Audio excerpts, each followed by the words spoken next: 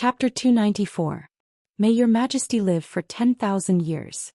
After kneeling on the ground, Yi Ming handed over a memorial that his subordinate had just handed to him. From start to finish, he didn't dare to raise his head to look at the emperor's expression. Official Yi, why do you have to be so courteous? Quickly rise.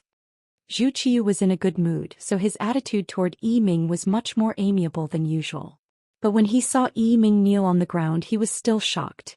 The Ming dynasty was particular about ruling the world together with the scholar officials. Unless one was guilty, there was no need to kneel when meeting alone. Chief Eunuch Jining, who had also sensed that the atmosphere was not right, walked down the steps and took the memorial that Yi Ming had handed over to Zhu Xian. After receiving the memorial, Zhu Qiu's expression changed a little. I wonder what memorial this is to make official Yi so anxious. As if to encourage himself, the memorial was opened. Then he saw the young emperor's expression change greatly. The memorial wrote that the 10,000 wounded soldiers of the Ming dynasty who should have returned to the capital the day before yesterday had suddenly disappeared. They had all been injured on their way from the capital to the Tianjin Guard. Originally, they had been ordered by Commander-in-Chief Shi Heng to return to the capital from outside Langfang City. But there had been no news of them even now. In order to confirm this news, the Ministry of War had already sent out 5 groups of scouts on fast horses to search, but there was still no news. They wrote a memorial and sent it to Yi Ming. After Yi Ming received this conclusion, he didn't dare to be negligent. He hurriedly entered the palace to see the emperor. At this time his head was very low. He knew very well what this meant, how terrible the situation was, and how serious his dereliction of duty was. How could he dare to raise his head to look into Zhu Qiu's eyes? Plop. The memorial flew down from the throne room and hit Yi Ming's head. Then Zhu Qiu's roar rang out. What the hell is going on here? 10,000 wounded soldiers, even 10,000 pigs can't have no news, right? Give us an explanation. Zhu Qiu's temper had always been good, and he rarely lost his composure in front of his subjects. But now he had no choice but to get angry. If the memorial was true, then not only had the Japanese army not disappeared, it was even approaching the capital. In other words, a second battle to defend the capital was about to begin. Her head was extremely low as she cursed Shi Heng from head to toe in her heart. If it wasn't for this person's desire for grandiose achievements, the Ministry of War wouldn't have been so careless. Now nearly 10,000 wounded soldiers had disappeared into thin air, and the blame had fallen entirely on the Ministry of War and on his head. Listening to the emperor's questions, Yi Ming wanted to raise his head several times to say something, but in the end he didn't open his mouth. There was no way for him to explain such a thing. If he tried to explain himself, it would only make the emperor even angrier. Search. Send everyone out. You must find these wounded soldiers. In addition, inform the military office of the 5 cities to increase the defense of the capital's gates to prevent any accidents. Zhu Qiu closed his eyes as he spoke. He had a bad feeling. The so-called victory of Shi Heng might not be so real and he might have been fooled. As if he had been pardoned, Yi Ming repeatedly agreed and then crawled out of the hall. After he left the palace, the entire scout camp of the Ministry of War became busy. All the scouts who were still at home and those who could still move were sent out without exception. Not only the Ministry of War, but Yi Ming also ordered Jining to ask the embroidered uniform guards and the Eastern faction guards to go out and search. These people were the best at finding clues from the smallest of clues. Immediately, the Ministry of War, the Eastern faction guards, and the embroidered uniform guards all began to work.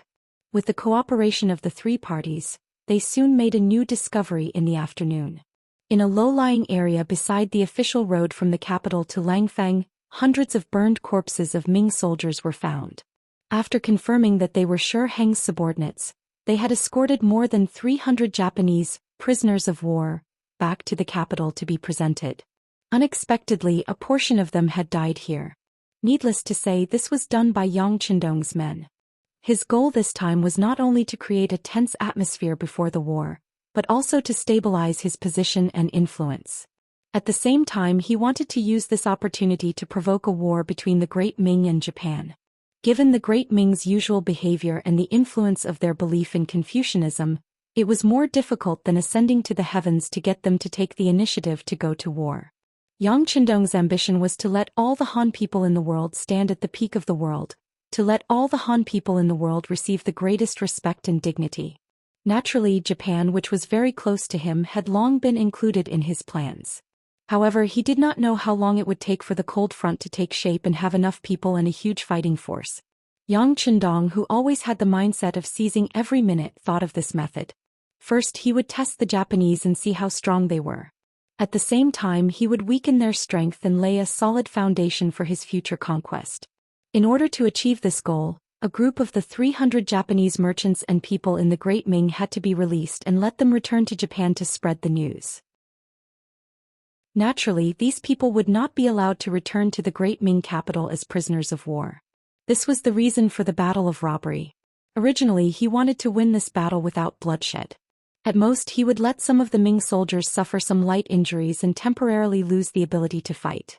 But to his surprise, the Ming soldiers in charge of escorting the prisoners were Shi Heng's personal guards. They had actually dared to resist with all their might.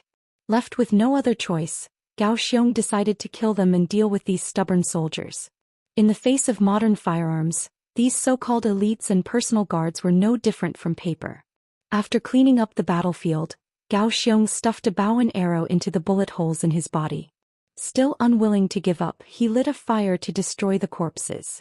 After that, Gao Xiong ordered his men to send the Japanese people to the sea. He also told them that it was the mercenaries who helped them this time. Gao Xiong would not let go of this opportunity to express his goodwill. This way it would be much easier for him to accept Japanese warships in the future. Once this scene was discovered, the news quickly spread back to the capital. At this moment, because of Yang Bao, the ordinary people in the capital also knew that Commander-in-Chief Shi Heng had won a great victory. They were all excitedly discussing it and their faces were filled with joy. Suddenly, the 12 gates of the capital were closed in advance, and it was announced that Japanese spies had entered the capital and needed to be rounded up. But there was no large-scale roundup. Instead, many great Ming soldiers appeared below the city walls, and the soldiers of the 5 cities' warden's office could be seen everywhere on the streets of the capital. The atmosphere in the capital suddenly became tense. This was all because of Zhu Qiu's imperial decree. After learning that the Japanese prisoners of war had really been taken away, Zhu Qiu, who had been worried ever since he became emperor, ordered the defense of the capital to be tightened. At the same time, he ordered horses to leave the city and informed Shi Heng that once the situation in the Tianjin garrison was stabilized, he should return to the capital to take charge of the situation. Shi Heng was the commander-in-chief of the army and was in charge of military affairs. He could be considered a veteran of the battlefield. Without him, Zhu Qiu truly could not rest easy. The horses galloped through the night and arrived at the Tianjin garrison early the next morning. At this time, Shi Heng's army was preparing breakfast, and it was not yet time to open fire. The commander-in-chief saw the messenger sent by the Bureau of Military Personnel. What? There are still remnants of the Japanese army? They might endanger the safety of the capital? Shi Heng had just put on a jacket and entered the main hall when he heard this shocking news. Yes, Venerable Commander-in-Chief. This is His Majesty's decree. The messenger nodded and took out an imperial decree from his bosom and respectfully presented it to Shi Heng. This was not an imperial decree, but it was a letter written by Zhu Qiu himself. On it was written that the capital was in danger and that the commander-in-chief should urgently return to the capital to take charge of the defense of the city. The urgency in the tone and sincerity in the words had already molded Shi Heng into a pillar of the country. As Shi Heng read this secret letter from one of the emperor's trusted aides, his heart trembled with excitement. This was the emperor's trust and reliance. He had made a few mistakes, but the emperor had not blamed him and had even spoken with such sincerity. How could he not do his utmost? Since this was the case, there was nothing more to say. He naturally had to return to the capital. As for the defense of the Tianjin garrison, let alone the fact that it seemed stable, even if it was still unstable, he couldn't care less. What could be more important than the emperor's trust?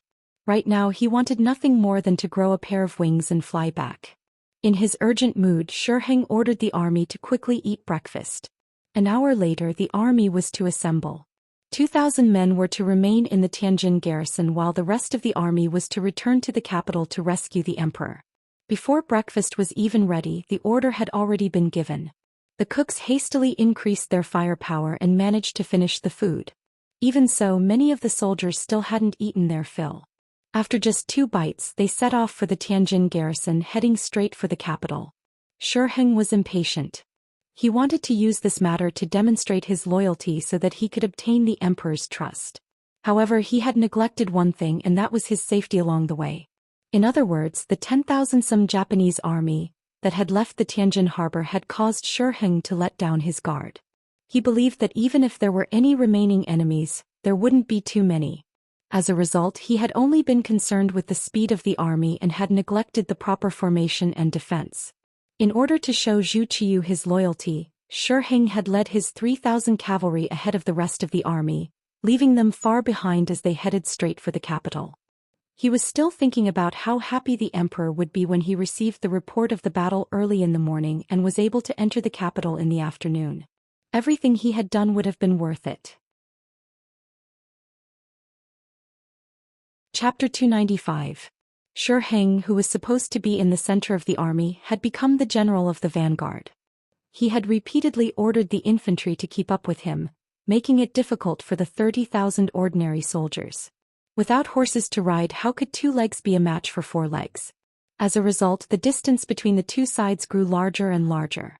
Not only that, but the infantry had also grown longer and longer. Some soldiers had almost reached the corridor while others had just walked out of the Tianjin guard. This long line of soldiers had far too many weaknesses, so many that Gao Xiong was able to quickly find several massive openings. Now that there was a loophole, it was equivalent to giving the enemy an opportunity. Gao Xiong didn't hold back anymore. Commander Gao, who had already reorganized the army, led the cold front and the auxiliary troops down from the sky. It was as if he had smacked the Ming army's head with a club. At the gates of the capital, the tense-faced Minister of War Yi Ming, head eunuch Qin Guan of the Imperial Horse Directorate, and supervising eunuch Ru Zhu were standing on the city gates, their eyes anxiously looking into the distance. Finally, the dust began to rise, and the distant cavalry could be vaguely seen. "They're here, they're here." When Yi Ming saw the cavalry bearing the banner of the Great Ming Dynasty appear, his expression relaxed and his entire body went limp. After an anxious night of waiting, Shi Heng's return finally came. Now he could finally let go of the burden in his heart.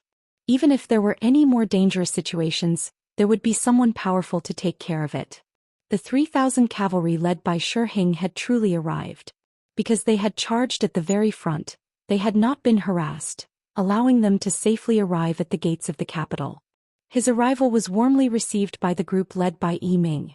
"Where is His Majesty? What's the situation in the capital?" Shi Heng anxiously asked Yi Ming and the others after dismounting from his horse. Yi Ming could naturally understand Shi Heng's impatience, so he put on an understanding expression and said, "Governor Shi, His Majesty is waiting for you in the palace. Come with me as quickly as possible." The Zhanghe Hall of the Imperial Palace.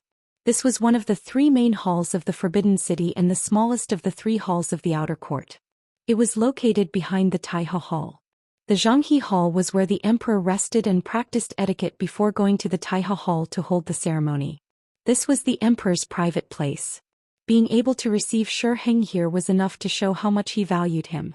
As soon as he entered the Hall of Harmony, Shi Heng dropped to his knees with a thud and shouted respectfully, "Long live the emperor!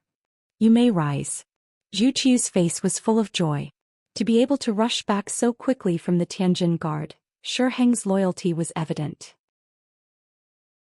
With such a loyal minister and a good general as the emperor, he was able to comfort himself. "Thank you, Your Majesty." Shi Heng stood up. When he raised his head to look at Zhu Qiu, his eyes were full of concern and self-blame. As if seeing the meaning in Shi Heng's eyes, Zhu Qiu waved his hand and said, "It's fine. We are fine, the capital is fine, and the officials are fine. Now that you're back, everything is even better." Ah. A hearty and self-satisfied laughter resounded throughout the entire Hall of Harmony. Following this laughter, a series of hurried footsteps could be heard. Looking toward the sound, it was the head eunuch of the Imperial Horse Directorate, Qin Guan. As one of the heads of the eunuchs in charge of military affairs, there was rarely good news wherever Qin Guan appeared. With Qin Guan's appearance, the smile on Zhu Qiu's face gradually disappeared. The bad feeling in his heart grew stronger. "Your Majesty, there's an urgent report from the front line. Yang Village." In the study of the inner village, Tiger's Mane delivered a report he had just received to Yang Chendong.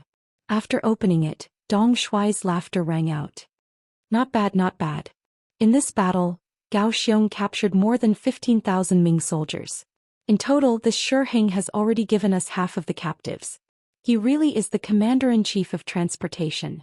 Tiger's Mane didn't understand what a commander-in-chief of transportation was, but he was clear on one thing. That was, the front line had won another battle. Immediately he said happily, "That's right. This time we've captured so many young soldiers.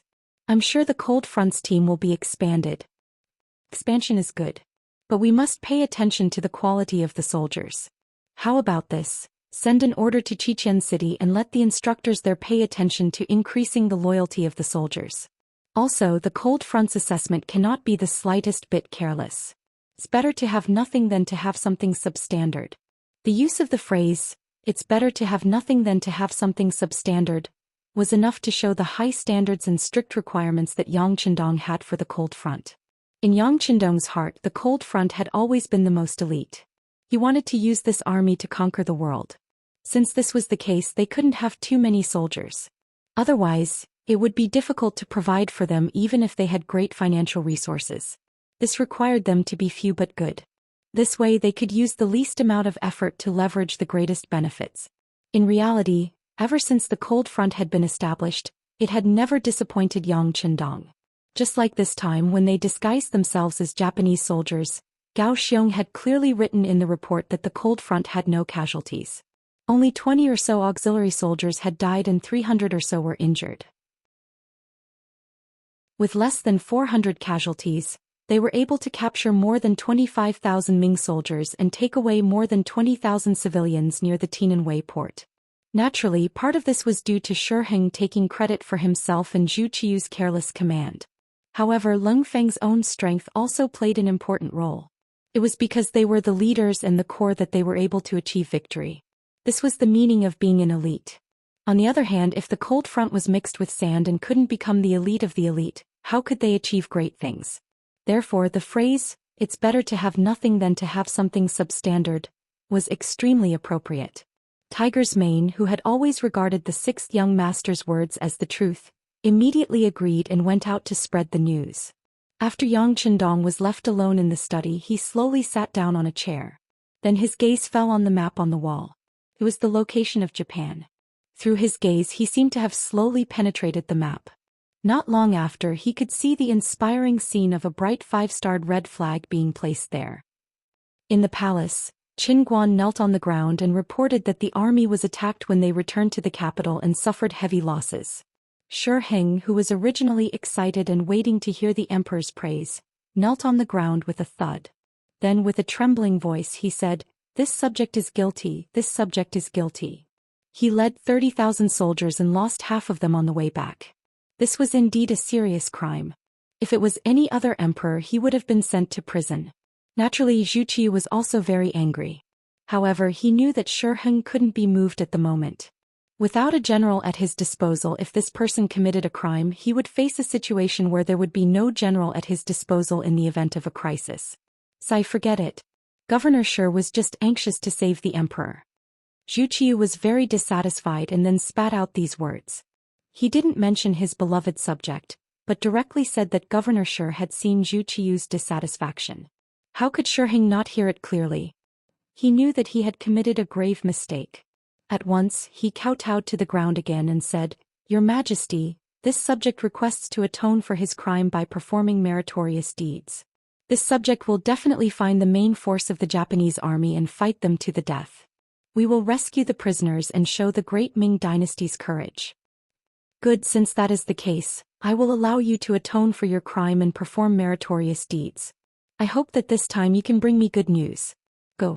Zhu Qiu, who was somewhat disheartened and disappointed, forced himself to be spirited and said. However, he was actually very depressed. Why was it that after he became the emperor, things kept happening one after another? Moreover, there was nothing that went his way. This time the new army had suffered such heavy losses. He was afraid that it would take some time for them to recover, right? What if he hadn't chosen Shiheng to be the general and had instead chosen Yang Chendong to be the commander-in-chief? Would there have been a different ending? However, just as he thought of this, Zhu Qiu shook his head and rejected the idea. Yang Qindong's thoughts were difficult to deal with. No matter what, he couldn't give too much power to a subject that he couldn't completely trust. Otherwise, he would be unable to eat or sleep in peace. If that really happened, he would be reaping what he had sown.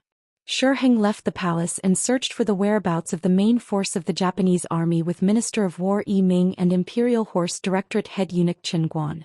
However, before they could investigate anything, news came from the Tianjin Ministry of Defense. It said that a large number of Japanese troops had suddenly entered the Tianjin port and left by boat. A rough estimate put the number of troops at around 30 to 40,000. Where did so many Japanese troops come from?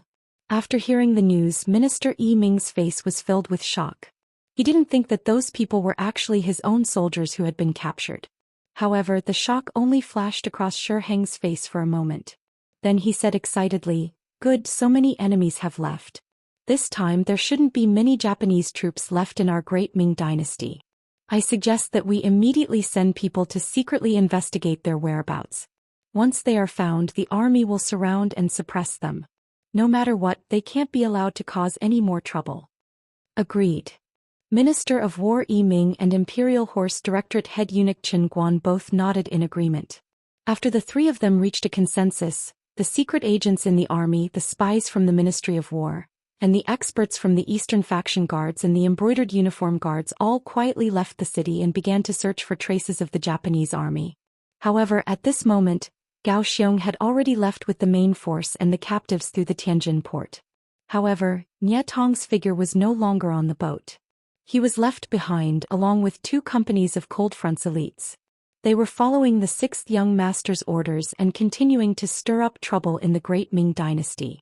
In short, they couldn't let Xianxia and the others rest, and they definitely couldn't give them enough time or opportunity to train a new army.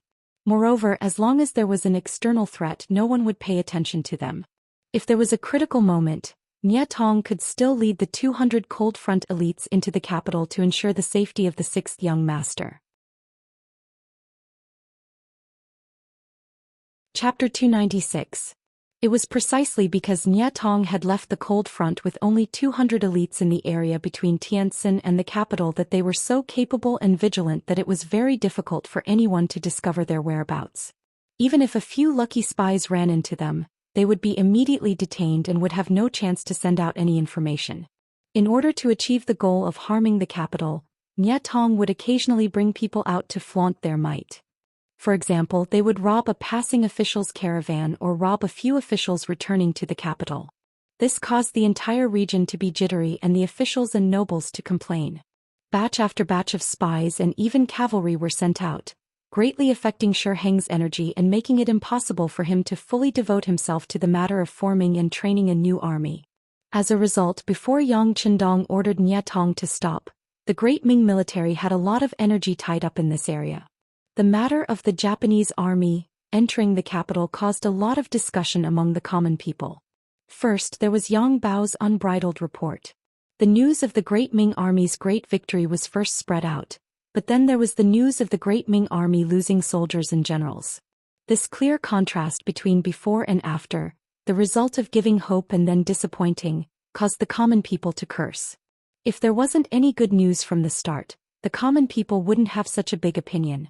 After all, if there was no hope, there would naturally be no disappointment. But now the incompetence of the army was vividly displayed, so it was no wonder that the common people would have opinions. And the direct result of this opinion was that there were fewer and fewer able-bodied men volunteering to join the army. As a result, there was a serious shortage of soldiers in the later period. The Ministry of War had no choice but to issue official documents and begin to actively recruit soldiers. Anyone who had a strong laborer in their family would be conscripted. This kind of forceful recruitment of able-bodied men naturally caused a lot of chaos. On the streets, one could see able-bodied men being forcibly taken away. For a moment, the entire capital was shrouded in dark clouds. Because of this matter, countless imperial censors wrote to impeach the Ministry of War, believing that their actions had affected the development and stability of society. The memorial was sent to Emperor Zhu Qiu's desk, leaving the young emperor somewhat helpless. Since he came to power, the Great Ming dynasty was no longer as strong as it used to be. After successive defeats, the hereditary military families were unable to provide fresh blood in a short period of time. It was inevitable that ordinary people would be recruited into the army. Fortunately, with Yang Qindong's reputation as the god of war, many people signed up to join the army.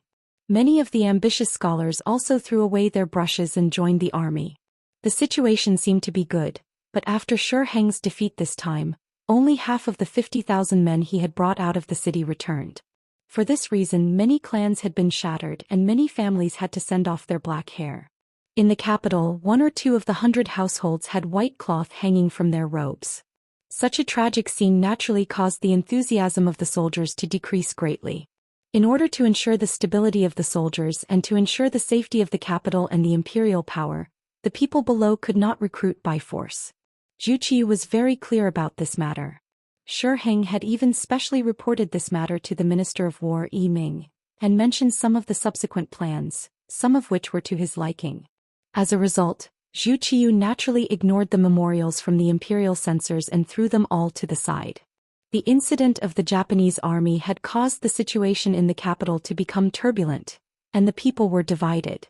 Yang Qindong had played this move brilliantly. While the people in the capital were talking about it and mourning, the Duke of Loyalty had set his eyes on the southern part of the great Ming dynasty, Guangdong. Based on the knowledge obtained from the history books, the chaos in Guangdong was brewing. The Security Bureau had already sent people there, and the news they sent back was that the king of Shunping was preparing for an uprising. This was one of Yang Qindong's advantages. He was able to know what historical event was going to happen in advance. Fortunately, the heavens were not unkind to him and many things did not change. Since he knew about this news in advance, he should have made preparations. This was an opportunity for him. The streets of the capital had been in chaos recently. For the sake of the soldiers, the Ministry of War and the military office of the 5 cities did not have any leaders. All the young men of the right age and without any family resources were targeted. They were often taken away on the street and sent to the barracks. More and more people were crying out for justice in front of the Supreme Court. They were all women who had lost their sons and husbands. However, no matter how miserable the situation was, it was difficult to change the fact that the men and their families were taken away. There were policies at the top and countermeasures at the bottom. More and more people chose to hide. They either hid the men and their families, and every day the women would come out to buy rice and noodles, or they thought of ways to send the men out of the city to prevent the soldiers from breaking in at any time. In this way, it also helped some influential people with power and background. There was a need for strong male servants to guard the courtyard, and there was a need for strong male servants to work in the business. In the past, these jobs that didn't pay much were usually done by people over the age of 30. But now they had all become popular goods. Even if the pay was very little, there would still be many people who would fill the gap. The Ming dynasty's corruption was evident from this. In the Great Ming Dynasty, there were always some people who had special privileges. For example, there were noble young masters who came from good families, or there were merchants who relied on powerful families and had good family resources, or there were scholars who passed the county-level examinations. Often these people were either rich or famous, and the soldiers were not willing to offend them. It was precisely because of their status that they naturally became a privileged class. This conscription event had also allowed them to obtain countless benefits. Soon there was even a special business which was to escort those strong men out of the capital. As a reward, each person received a huge sum of money. It was not that some ordinary families with no money or power did not give them a chance. They would send the men out and sell the women. After signing a contract of 5 or 10 years, they would be able to ensure that the men in the family could safely leave the city. In this background where men were superior to women, men were like the heavens. It seemed that as long as they existed, the family would still exist and it would be filled with hope. As a result, more and more women sold themselves. There were even some who directly sold their daughters regardless of how naive they were. They should have been at a carefree age. This chaotic scene made the lives of the people of the capital extremely cheap for a time. Even ordinary households who couldn't afford to buy a servant girl could buy 1 or 2 at a low price, so that they could enjoy being the master of the household and take on the airs of a master. Outside the Yang family manor, a carriage drove back, followed by a squad of mercenaries wearing camouflage uniforms. But compared to before, There were a few girls who were only 12 or 13 years old or younger in the group. They all had tears in their eyes and their faces were full of grievances and reluctance, as if they had just experienced some hardships. Even their eyes were less lively and more lethargic. "Hello, Madame Shui." Lung Feng, who was guarding the outer courtyard of the Yang family manor, saw that the third madam had returned and hurriedly saluted. Then he looked curiously at the 6 or 7 little girls in the group, puzzled. Soon the carriage arrived at the inner courtyard. As soon as the carriage stopped, Xiao Yuxue, who was dressed in snow white, hurried out of the carriage and asked Lung Feng, who was guarding here, "Where are the first madam and the second madam?" "Third madam, they are watching fish in the backyard," Lung Feng replied in a respectful tone. As soon as he finished speaking, Madame Shui floated past him like a gust of wind. It seemed that she knew some kind of lightness skill that allowed her to fly on water. In the pond in the backyard, bright red koi fish were swimming at the bottom of the pond. Their every move could be seen through the clear water of the pond. When 2 koi fish met, they would make a small splash, which made Hu Yan and Qiao Yin, who were watching from the side, exclaim in joy. Spring was about to pass and summer was coming. The weather was gradually getting hotter. Yang Qindong ordered some people to catch some koi fish in the pond for the madams to enjoy. Unlike Madame Shui and Madame Xiang, Hu Yan and Qiao Yin had not found what they wanted to do until now. Usually they took turns to take care of the household. Occasionally Hu Yan would give lessons to the servants in the manor, teaching them how to read and write. After all, she was Hu Zhao's granddaughter, so she was quite knowledgeable. However, the manor was not very big and there were not many people. Even if she taught them something, it would not take too long. As for taking care of people, there were rules and everyone was very self-disciplined, so there was really nothing to teach them. As for career, it was not as if the 2 women had not discussed this issue. Second Madame Qiao Yin had also thought about it. Since childhood she was used to following the 6th young master. As long as she could stay by his side, she did not have any other skills. Taking care of the young master's basic necessities of life was enough. Originally, Hu Yan also wanted to talk about the matter of taking care of the household. However, after a long time of contact, her relationship with Qiao Yin was very good. In addition, this woman never fought for anything, so as the first madam, she naturally could not talk about the matter of taking care of the household. Later she thought about how she had read some sages' books, so she thought that if possible she could go to the academy to help. It could be seen that although the Yang family's academy was not large, 6th young master was still very attentive. He even took the initiative to take on the responsibility of being the head of the mountain. Logically speaking, with Yang Qindong's current status, he could have invited a great scholar to take on this position, and it would have been better for the outside world. However, he did not do that but took on the heavy responsibility, which showed how much importance he attached to it.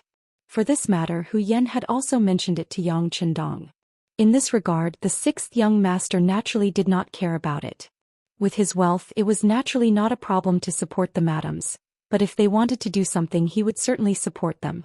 People always had to have something to do. This was not to make a living but to pass the time.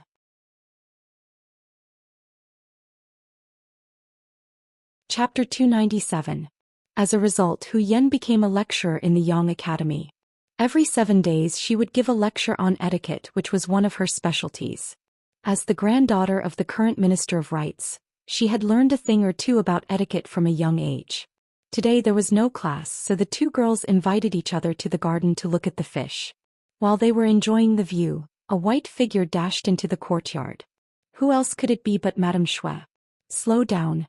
How can you run so fast like the third madam?" Hu Yan chuckled at the sight of Madame Shui rushing over like the wind. "Sisters, you're so infuriating." Madame Shui knew that Hu Yan was joking, so she did not take it to heart. Instead, she angrily sat down at the round table and told them what she had seen and heard in the capital today. As one of the famous courtesans in the capital, Madame Shui was gentle and had seen much of the world.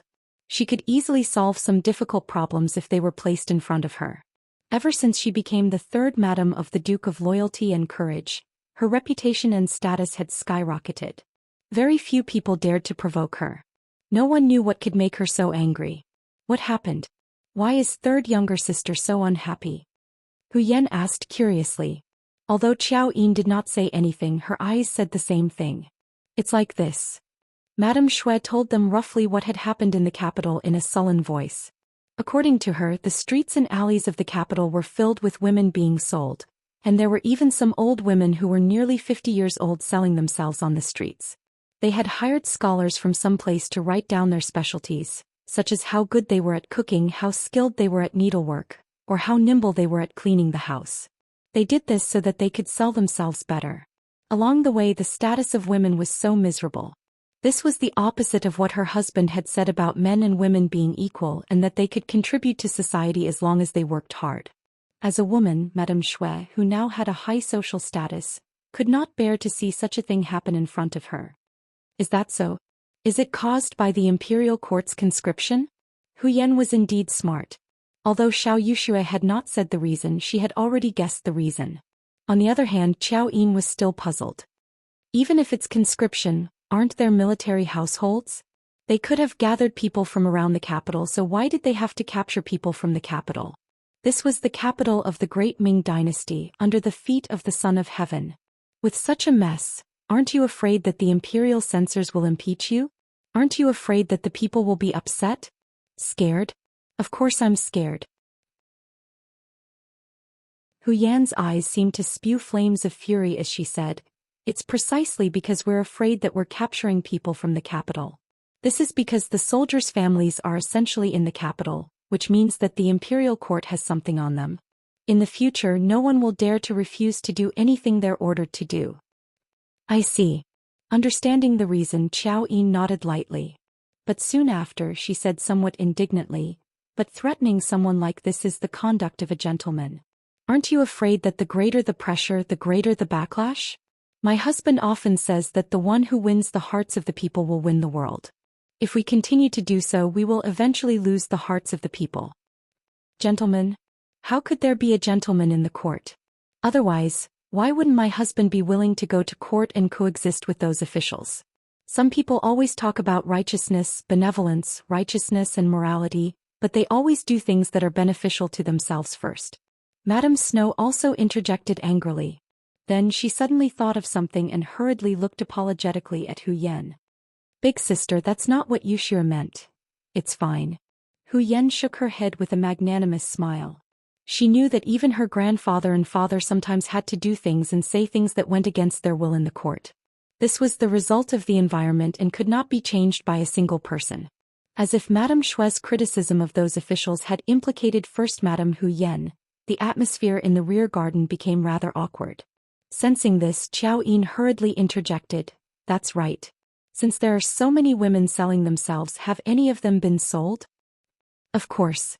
Now that they were on the topic of business, Madame Shui regained her earlier excitement and continued, "With so many people selling themselves, the price naturally became very low. Some of them were sold. But comparatively speaking, there are still many more who haven't been sold. I discussed it with fourth sister Madame Xiang, and the Immortal abode accepted 50, but it was still a drop in the bucket. On my way back to the manor, I couldn't help but accept 7 more women. I've already brought them to the manor. Please punish me for making such a decision without permission." Madame Shui sincerely expressed her apologies. This wasn't because of his status that she was afraid of. In fact, it was out of respect. "You've done well. There's no need to punish you. In my opinion, the number of people recruited is still too small. It should be more." After Hu Yan heard this, she didn't have the slightest intention of blaming him. On the contrary, she spoke with a supportive attitude. "That's right. Big sister and third sister are right. We should do more good deeds like this. Since we have the ability, we should save one more person. So be it. Even if the young master finds out, he won't blame us." Qiao Yin nodded in agreement. She'd been with Yang Chendong the longest, so she naturally knew what could be done more and what couldn't be done. Just as she said this, outside the back garden, Hu Yan's personal maid Shao Qing hurriedly arrived. She first came to greet the 3 madams one by one, then said, "Seventh sister has returned, and with her, there are 10 girls around 10 years old. Each of them is very delicate and pitiful. Hehe, it looks like seventh sister has also shown some kindness. Since that's the case, what are we waiting for? Let's hurry and save them." When Hu Yan heard that even Yang Duo had done this, how could they, who had been idle all this time, endure any longer? She immediately suggested this. As the initiator, Madame Shui naturally raised her hands in agreement. However, second Madame Qiao Yin, who was used to listening to Yang Chendong, said hesitantly, "But the young master is still teaching in the academy. Shouldn't we inform him first?" Second sister also said that sixth brother is teaching. How can we disturb him at will? It's better to do it first. I don't think he will blame us. Hu Yan shook her head. She didn't think it was troublesome. She was worried that Yang Chendong wouldn't allow it. After all, if they did it, they would save a lot of people. In that case, how should they deal with these people? Instead of worrying, it was better to do it first and take it one step at a time. Of course, she was also afraid that Yang Chendong wouldn't allow it. After all, this was a matter of the imperial court. She didn't know if there would be any adverse effects if she went to save people. As the legal wife, Hu Yan said so. The other sisters naturally couldn't say anything more. They ordered someone to get the silver, then went back to their room to change clothes. With the guards, they took the carriage and went straight to the capital. In the Yang Family Academy. Today, Yang Chendong taught everyone a physics experiment. A lot of experimental equipment had been prepared before. This brand new course gave everyone a refreshing feeling. Every student was full of interest, so much so that many people asked him all kinds of questions during lunch. He was so busy until the evening. When it was time to light the lamps, Yang Chendong dragged his slightly tired body back to the manor. As soon as he entered the manor, he saw all women. There were young women who were 3 or 4 years old, and there were even older women who were more than 50 years old. Of course, there were more women between the ages of 10 and 30. At a rough glance, there were at least 500 people, and this was only in the outer courtyard. It was not clear whether there were other places. What's going on? He tilted his head slightly and asked Beta Persei, who was following and protecting him. Beta Persei was tall and powerful, and his attacks were ruthless. Sometimes even Tiger's Mane was on par with him. It was just that his martial arts were extraordinary, and when he spoke he wasn't very powerful. When he was asked by the sixth young master, he huffed for a long time and couldn't say anything. Call Tiger's Mane over. Yang Chendong didn't get an answer from Beta Persei, so he thought of the nimble Tiger's Mane. Tiger's Mane was called away by the first madam. This time, Beta Persei's answer was straightforward. Oh. Yang Chendong lightly nodded. Tiger's Mane was someone by his side, and usually he didn't listen to him. Usually, even if Hu Yan had something to do, he wouldn't be called. But now that he was being used, it was enough to prove that things must be too busy. Even so, Yang Chendong didn't ask any more questions and went straight to the inner courtyard. He wanted to see for himself what Hu Yan was doing. Also, where did these women come from? What were they going to do? In the inner courtyard of the Yang family manor, Hu Yan took a sip of tea, and after slightly quenching her thirst, she continued to speak to Tiger's Mane. I'll leave the arrangements for these people to you. When my husband asks, I'll tell him. What are you talking about? Yang Chendong just walked in at this time and immediately asked in a loud voice. Young master. Hearing Yang Chendong's voice from behind, Tiger's Mane quickly turned around and bowed respectfully. In response, Yang Chendong waved his sleeves and said, What's the hurry? This. Tiger's Mane didn't know how to answer in front of Hu Yan, so he hesitated. However, the first Madame Hu Yan, second Madame Qiao Yin, third Madame Shui, and seventh Madame Yang Duo all stood up at the same time. Hu Yan took the lead to answer. Sixth young master, I'm instructing Tiger's Mane to settle the women I bought. Women you bought?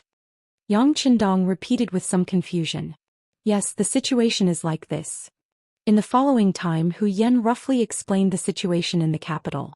In the end, she mentioned that she, several sisters, and seventh Madame Yang Duo couldn't bear it and bought 800 women.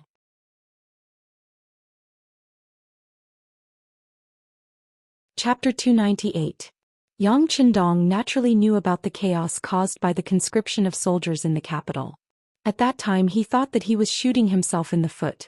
Sure, Heng's idea wasn't wrong. Using the able-bodied men of the capital with their families would naturally guarantee their loyalty. It was also because of this that Zhu Qiu allowed the conscription of soldiers. However, they didn't think that there were pros and cons to this. Didn't they know that a forcefully picked melon wasn't sweet? Wouldn't such a forceful act of breaking up families incur a backlash of anger? Besides, with the Great Ming's culture of emphasizing culture and suppressing military force, how much could the salary of the soldiers be? If the able-bodied men joined the army, did they consider how the women in their families would live? If the women lost their livelihood and starved, how could they serve their masters wholeheartedly? How could there not be chaos? This was clearly Shi Heng's short-sightedness, and he would eventually pay the price for it. However, he didn't expect that the women would sell themselves as slaves or maids. He also didn't expect that the madams would suddenly make a move. In just a day they had bought 800 men. Although this was only a drop in the ocean compared to the 50,000 able-bodied men that he wanted to capture, if his calculations were correct, this was only the beginning and far from the end. He hated Shi Heng's lack of foresight. Rather than thinking about how to increase the loyalty of these soldiers, it would be better to think about how to improve the treatment of these soldiers. As long as the salaries were sufficient, the military households and guard stations around the capital wouldn't be so empty. Speaking of which, this had a lot to do with Yang Qindong's actions. If he hadn't changed history and saved Zhou Xian on the battlefield, the great Ming dynasty wouldn't have been divided into two. Even if those soldiers didn't want to do anything, they wouldn't know where to escape to. But now, Yingzong's substitute sect had two places to choose from, giving these military households another choice. The Security Bureau had already sent news that many of the soldiers in the north who had been recorded had gone to the south and sought refuge in Yingzong's land because of the unfair treatment. In that place they could be re-registered and acquitted, and they would even be treated better. In this way, Shi Heng naturally felt that he had no soldiers to recruit, so he was forced to beat up these able-bodied men of the capital. It was recorded in history that during the Ming dynasty there were more than 1.5 million troops stationed there, and at the peak of development there were more than 2 million. From this, it could be seen that the military system was still very complete. This also made it so that the great Ming dynasty did not have to worry too much about military resources. But now, under the rule of one country and two emperors, the military could run around at any time without suffering any punishment, which led to all kinds of unexpected situations. This accident eventually implicated Yang Qindong, who had changed everything. When he looked at the 800 women in the manor, it would be a lie to say that he didn't have a headache. Of course, if these women appeared in Crimson City, there would be no problem in settling them down. Whether it was a garment factory, a paper factory, or a glass factory, they could all be easily arranged. And these people were simply not enough. But in the capital, in the Yang family manor, there were simply too many people. Hu Yan and the others were doing a good deed, so Yang Qindong could not refuse. After all, these were Han people. Even if the madams did not help, Yang Qindong would not leave them in the lurch. Then the problem now was, how should he settle them down? 800 mouths, and this was only the first day. This number might double tomorrow. As for what it would be like in the end, Yang Qindong did not dare to think about it. These people all relied on him. Even if he was rich and overbearing, he would still feel strained eventually. Of course, the most important reason was not to raise idle people, and not to let others develop the habit of eating and being lazy. This was the most important reason. Yang Qindong stood there and thought for a long time. Hu Yan saw that her husband's expression seemed to be a little uncertain, so she asked softly, "Lu Lang, did I do something wrong? It doesn't matter, I can save my own expenses." "No." Yang Qindong drew a long arc at the corner of his mouth and said with a smile, "How could Yenner be wrong? This was originally a good deed. I was just thinking about how to settle them down and give them a way out." Hearing that Yang Qindong did not mean to be angry, Hu Yan's expression immediately became much brighter. "As this is a good deed. Lu Lang doesn't know that if these women were sold to other families, they would probably suffer a lot. As long as they come to us, they will not be bullied. Also, Lu Lang is the best. He will definitely think of a good way to solve this problem." "Yes, Lu Lang will think of a way." Yang Qindong agreed with a smile. But the following night he had a headache. In the first half of the night he energetically cleaned up Hu Yan, Qiao Yin and Madame Xue. Perhaps they thought that it was a mistake to buy 800 women without asking for permission, so they worked extra hard that night. But in front of Yang Qindong they were still defeated. In the second half of the night, Yang Qindong returned to his study and sat there until daybreak. His body had always been in good condition, especially after coming back to this world. Sometimes he even wondered if his body had undergone some sort of transformation. Even if he didn't sleep at all, he could still do what he was supposed to do the next day without feeling too tired. In the middle of the night, Yang Qindong finally came up with a few countermeasures. First, he could rely on himself. give these women a certain amount of money and let them do what they liked, but they would have to pay a certain amount of money to the Yang clan every month. This was the art of teaching people how to fish. Second, he could hire them. He would have them become members of the Yang clan. Then he would have them work for him, arranging what they could do based on their strengths. After that, he would give them money every month. As for what they could do, for example, he could expand the Immortal abode. He could open 2 branches in different parts of the capital. After all, there was only one Immortal abode, and it would be inconvenient for people who lived too far away to have a meal. When the time was right, he could even arrange for them to open branches in other cities. This required a lot of manpower, and it was especially suitable for women. In addition, the Yang Clan Bank and the Heavens Beyond Trading Company also required a lot of cleaning, so he could arrange for some people to do the same. Third, he could transfer them to Crimson City. As he said before, Crimson City was growing by the day. It was precisely for this reason that the rapid development of the city had led to a shortage of manpower. The addition of these women would greatly alleviate this problem. Fourth, he could choose a few people to become his students. He could choose a few young and clever ones to enter the Yang Clan Academy to study. As the Yang Clan grew stronger and stronger, it would naturally require more and more professionals. While he still had some free time, he could teach a few more students. Even if he didn't have the time, he could have his students teach him. If he did well, these people would be loyal and useful, and they would be of great help to him in the future. With these 4 methods, it wouldn't be a problem to take care of the livelihoods of several thousand women. The only difference was that it would depend on what choice they would make. With these 4 methods, Yang Qindong spoke of his idea during breakfast the next day. The only difference was that the 3rd method was to arrange for them to work in another city. He even said that he was preparing to expand his business to the south, and those women would be sent to the south as well. Hu Yan and the other women had always trusted Yang Qindong without any reservations. Reality had proven that whenever he did something, he would never make a mistake. Hearing that there was a solution to the problem, they naturally agreed without much consideration. Then they began to chatter about how they would go to the city to save more women after breakfast.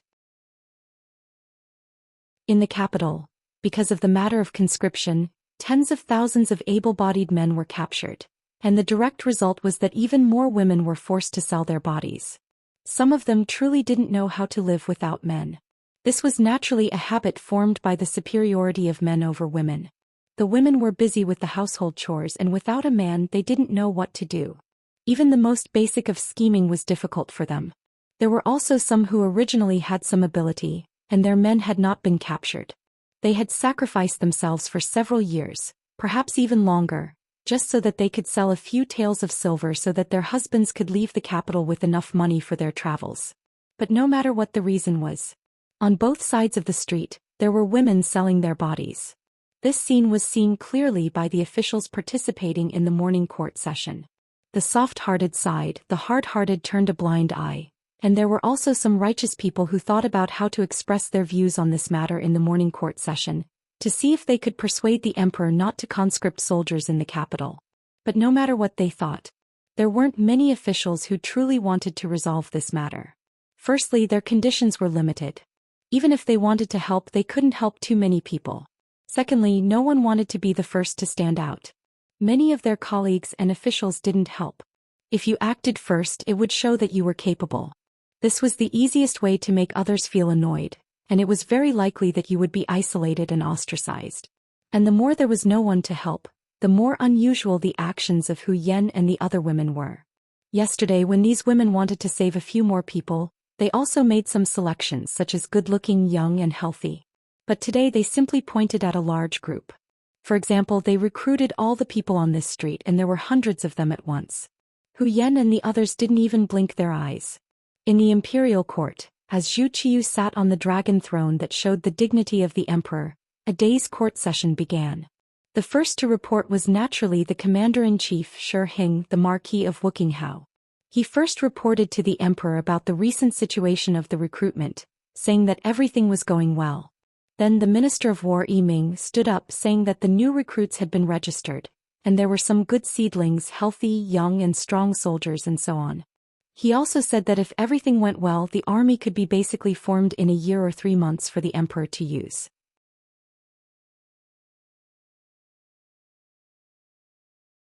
Chapter 299. Hearing this, Zhu Qiu's face lit up with joy. Although the great Ming dynasty emphasized culture and suppressed military might had always been indispensable. In other words, with enough military power, he, the emperor, would have more confidence when he spoke.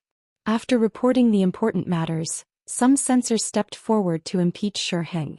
The general idea was that the conscription of soldiers in the capital had caused the people to suffer, that women who could not survive could be seen on the streets, and that it was true that families were broken and people were dead. 2 censors stepped forward one after another. Their expressions were solemn, and they even looked like they were going to reprimand Wang Chong to death. Since ancient times, it was a glorious thing for civil officials to die because of reprimands, and for military officials to die in battle, as if they could leave their names in history. The moment the censors stepped forward, Zhu Qiu's face was filled with displeasure. He even glanced at censor of the right, Qin Yi, more than once. In response, this official in charge of the censorate lowered his head. Who didn't know that the imperial censor only had the right to hear rumors and speak? Furthermore, what he said was true and what he saw with his own eyes. How could he stop the imperial censor? The 2 censors were still speaking aggressively. The general idea was that if this continued, the capital would fall into chaos and the people would be in an uproar. This would be detrimental to the country and so on. Those who wanted to do great things did not care about trifles. Zhu Qiu reminded himself like this. In order to have a strong and reliable army in a short period of time, what did it matter if he sacrificed a few families? Once he had enough strength, defeated his imperial brother Zhu Qizhen, and reunited the great Ming dynasty, who would care about what he had done? They would probably all sing his praises. Have you found the main force of the Japanese army stranded between the capital and the Tianjin Guard? Ignoring the 2 censors' advice, Zhu Qiu changed the topic and asked about other matters. Since Zhu Qiu had privately approved of it, the censors' words were naturally useless. Compared to the officials in the imperial court arguing and even acting, the methods of Hu Yan and the other women were much more effective. In just one morning, 1,200 women of different ages were sent to the Yang village, which was 15 li south of the city. News of this matter spread through the capital like a gust of wind, to every corner of the capital. For a moment there were all kinds of comments. However, it was clear that there were more praises. Many people said that the Duke of Loyalty and Courage was the reincarnation of Buddha, who had come to deliver all living beings from torment. There were also some people who said that Hu Yan and the other girls were the reincarnations of living bodhisattvas, who had come to save people from calamity. Commoners were like that. Whoever treated them well, they would praise that person. They would not mix in more benefits and motives. Thus, in a short period of time, the virtuous name of the Duke of Loyalty and Courage in the East once more spread throughout the capital. The commoners were happy. They even hoped that there would be more good people like this. But for some people they wouldn't think that way. Blackwell Street. It was a street that looked a little dirty and chaotic. In reality, this place was exactly the same as what he had seen. Not only was the exterior extremely dirty and messy, the interior was even more horribly chaotic.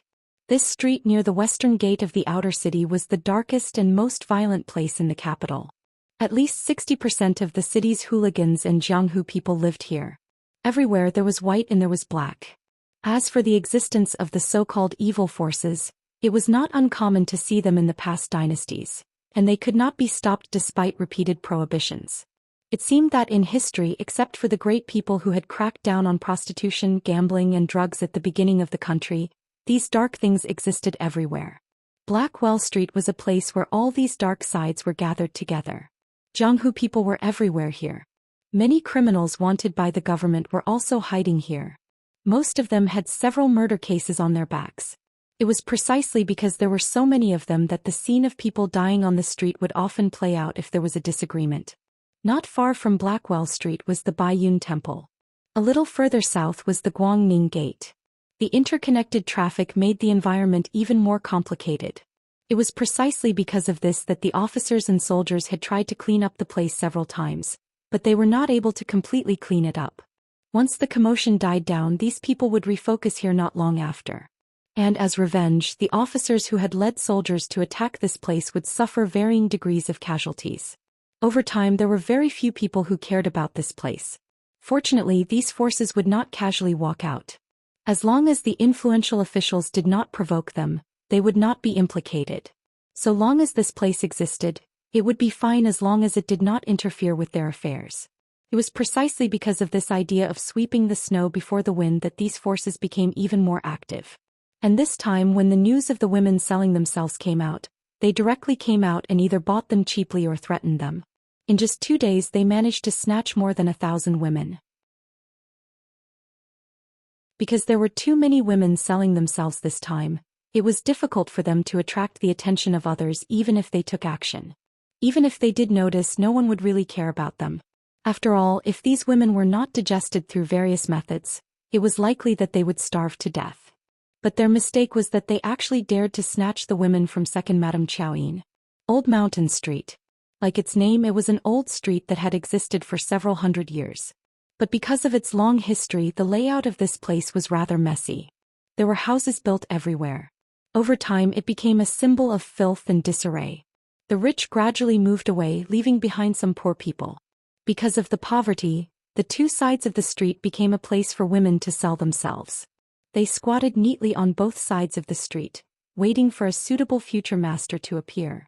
When Xiaoyin heard the news, she brought her people here. When she saw that there were at least 300 women waiting to be sold, how could she be polite? She waved her hand and said that she was selling them all. She had them come to her place to register. Then she gave them the money and signed the contract to sell themselves. This was already the 3rd time Xiaoyin had done this. She had done it twice in the morning and saved over 200 women. This time there were slightly more people, so it was likely that this would be the last transaction for the day.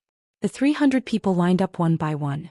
It was not that fast, but it was still possible to complete the transaction in an afternoon. But just as these women were lining up, a group of fiendish men suddenly appeared behind them. It was only the weather of May. All of them were topless, holding swords, spears, clubs, and other weapons that could kill people as they walked over in such a brazen manner. It's people from Blackwell Street. As soon as they appeared, a woman who was familiar with the situation cried out in alarm and quickly ran towards Xiaoyin. The originally orderly formation instantly became chaotic. What's going on? Xiaoyin's beautiful eyes narrowed when she saw that the originally orderly line had suddenly become so chaotic. The leader of the guards accompanying them was Yang Wu. When the people on the other side appeared, a member of the security bureau approached and said something to him. He strode over to Xiaoyin and said, "Second madam, the people on the other side are the bullies of Blackwell Street.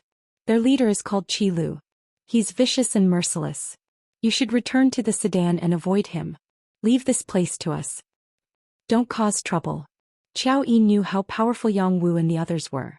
She wasn't afraid of the people on the other side, but she didn't want to cause trouble for the young master. Yang Wu understands. At that moment, Xiaoyin returned to the sedan accompanied by a few maids. Yang Wu left 4 cold blade guards behind to protect her while he led the other 6 guards to welcome Qi Lu. Qi Lu Kang was tall and sturdy with a fierce expression on his face. He held a demon-headed blade in his hand. The blade was heavy and the back of the blade was pressed against his exposed shoulder. He looked fierce and fiendish, revealing a mouthful of large black teeth. He walked over with large strides and stopped 10 steps away from Yang Wu. Yang Wu and the 6 men from Lung Feng also came to a stop. They first sized up the other party, then cupped their fists and said, "I am Yang Wu from the Yang family manor. Are you third Master Qi? I've heard so much about you." After Yang family manor's name was announced, Qi Lu's gaze didn't change much. His gaze was still condescending. "Heh, since you know my name you still dare to appear here. It shows that you have some guts. Yang family manor, right? It's the land of the Duke of Loyalty and Courage. Fine, since that's the case I won't bicker with you about your impudence. How about this, you can quickly leave." Qi Lu pointed his right index finger at Yang Wu and the others.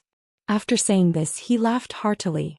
The dozen or so brothers beside him also laughed heartily. In this situation there was no doubt that he was a bad person. If it was anyone else, it would be hard for them not to be afraid when they saw this scene. However, when it came to Yang Wu, who was accompanied by 6 Lung Feng elites, such a small scene was nothing in his eyes. Seeing that Qi Lu was still laughing heartily, Yang Wu stretched his back and said with an indifferent expression, "Since you know who we are, you still want to leave? You want us to leave? Isn't that embarrassing?" You Yang Wu originally thought that he had already left some face for the other party, but who knew that the other party would refuse a toast? Qi Lu had heard of the name of the Duke of Loyalty and Courage. However, he wasn't in the capital at that time. After more than a year when he came back, he heard about the East Marshal and the Duke of Loyalty and Courage. A duke was indeed scary, but to people like them who lived on the edge of a blade every day there was no tomorrow. Generally there was nothing that could scare them. Not to mention, those who had a duke title in his eyes were usually people who had made some contributions but were outside of his authority. Thus he didn't put them in his eyes.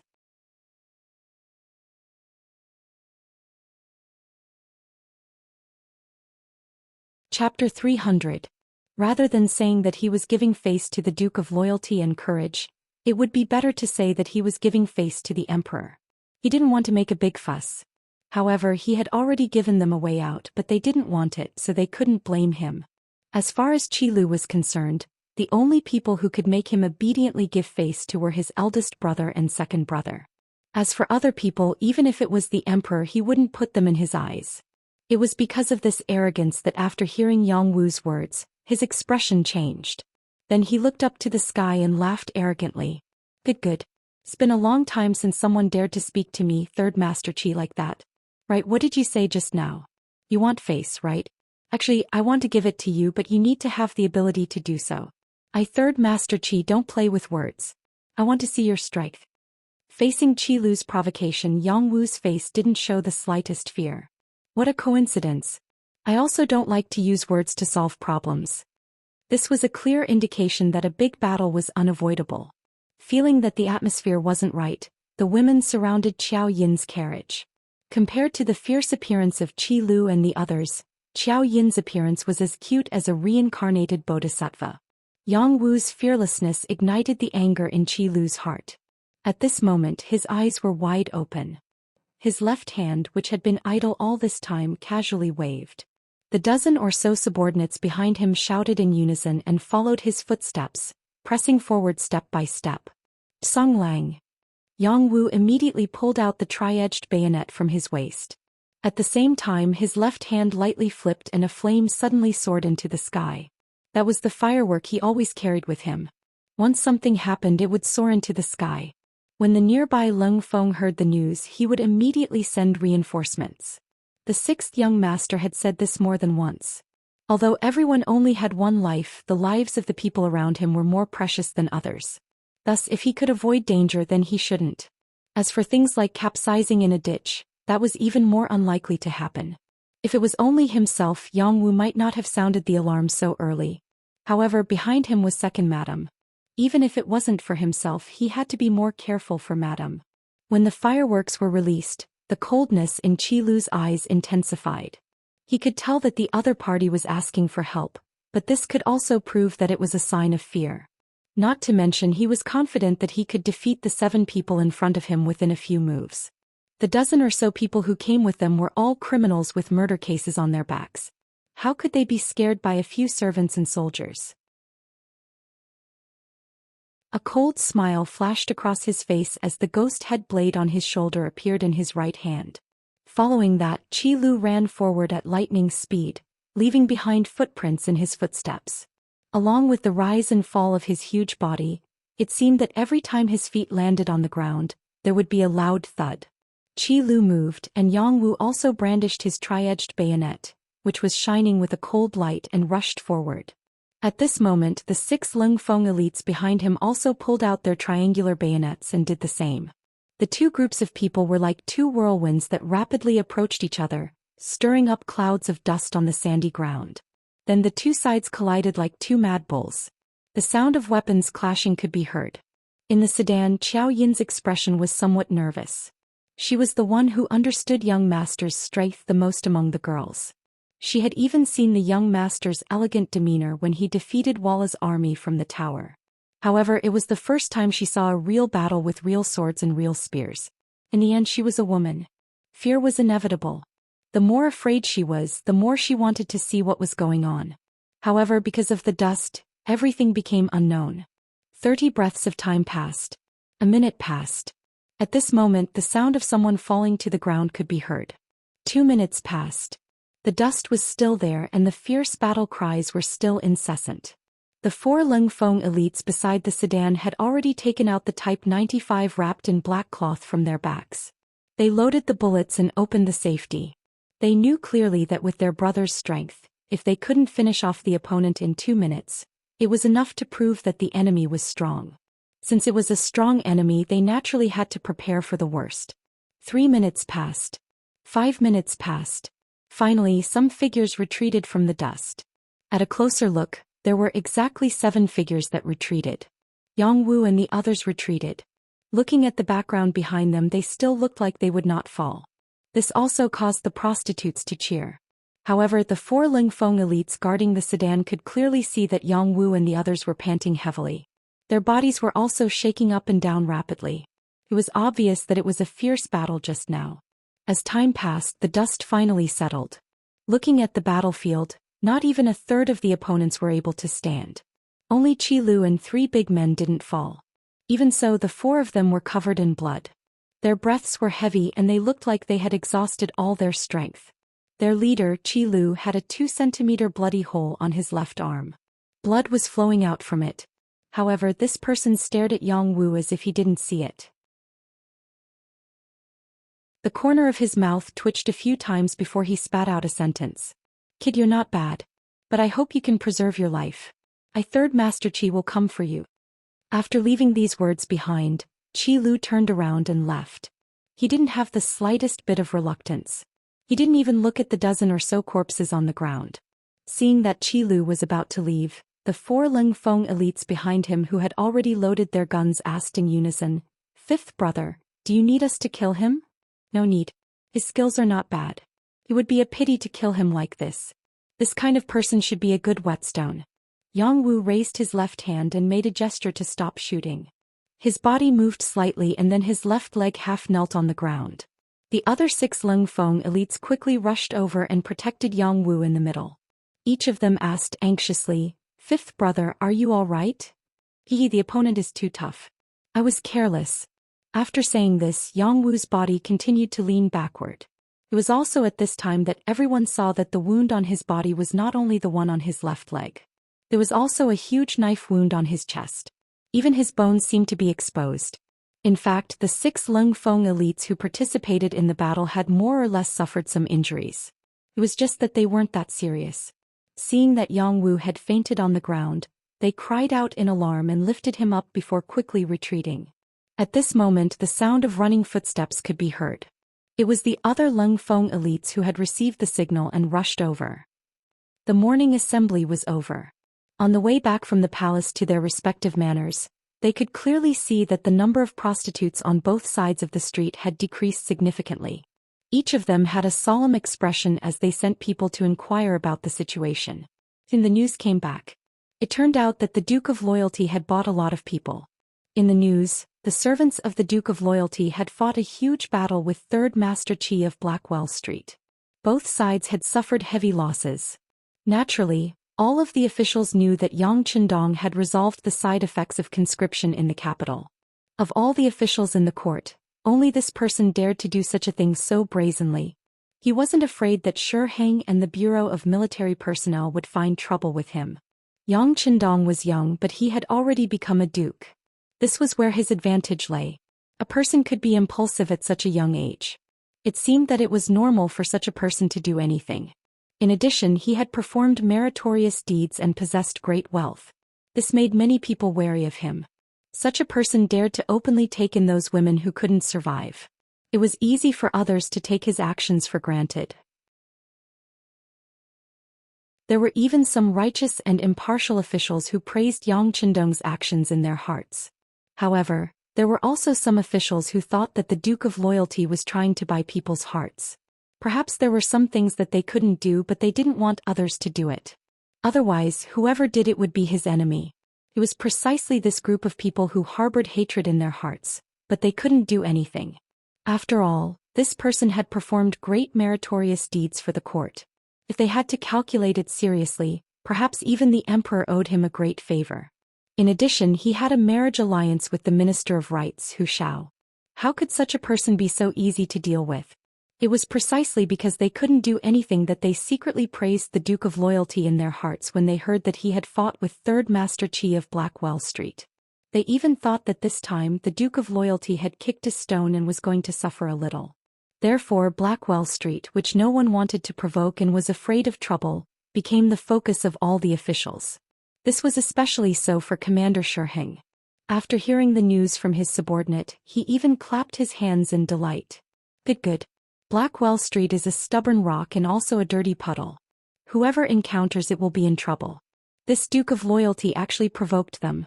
There will be a good show to watch. How about this, send someone to keep an eye on that place. I want to see whether boss who is more powerful or this Duke of Loyalty who is not afraid of death can take advantage of it. After saying this to his subordinate, Xianxia seemed to still feel unsatisfied. As if he had thought of something, he suddenly stood up and said to his personal guard, "Make the arrangements. Marquis wants to enter the palace to meet the emperor." At this time Xianxia was like a fly that had seen a cracked egg. He was full of fighting spirit. However, what he didn't expect was that he wasn't the only one who received the news to enter the palace to meet the emperor. The Minister of War Yiming also heard the news after returning home and hurried to the palace. The two met in front of the palace gate. When they saw each other they were first stunned, then burst into laughter. At this moment, it was as if they had seen through each other's thoughts.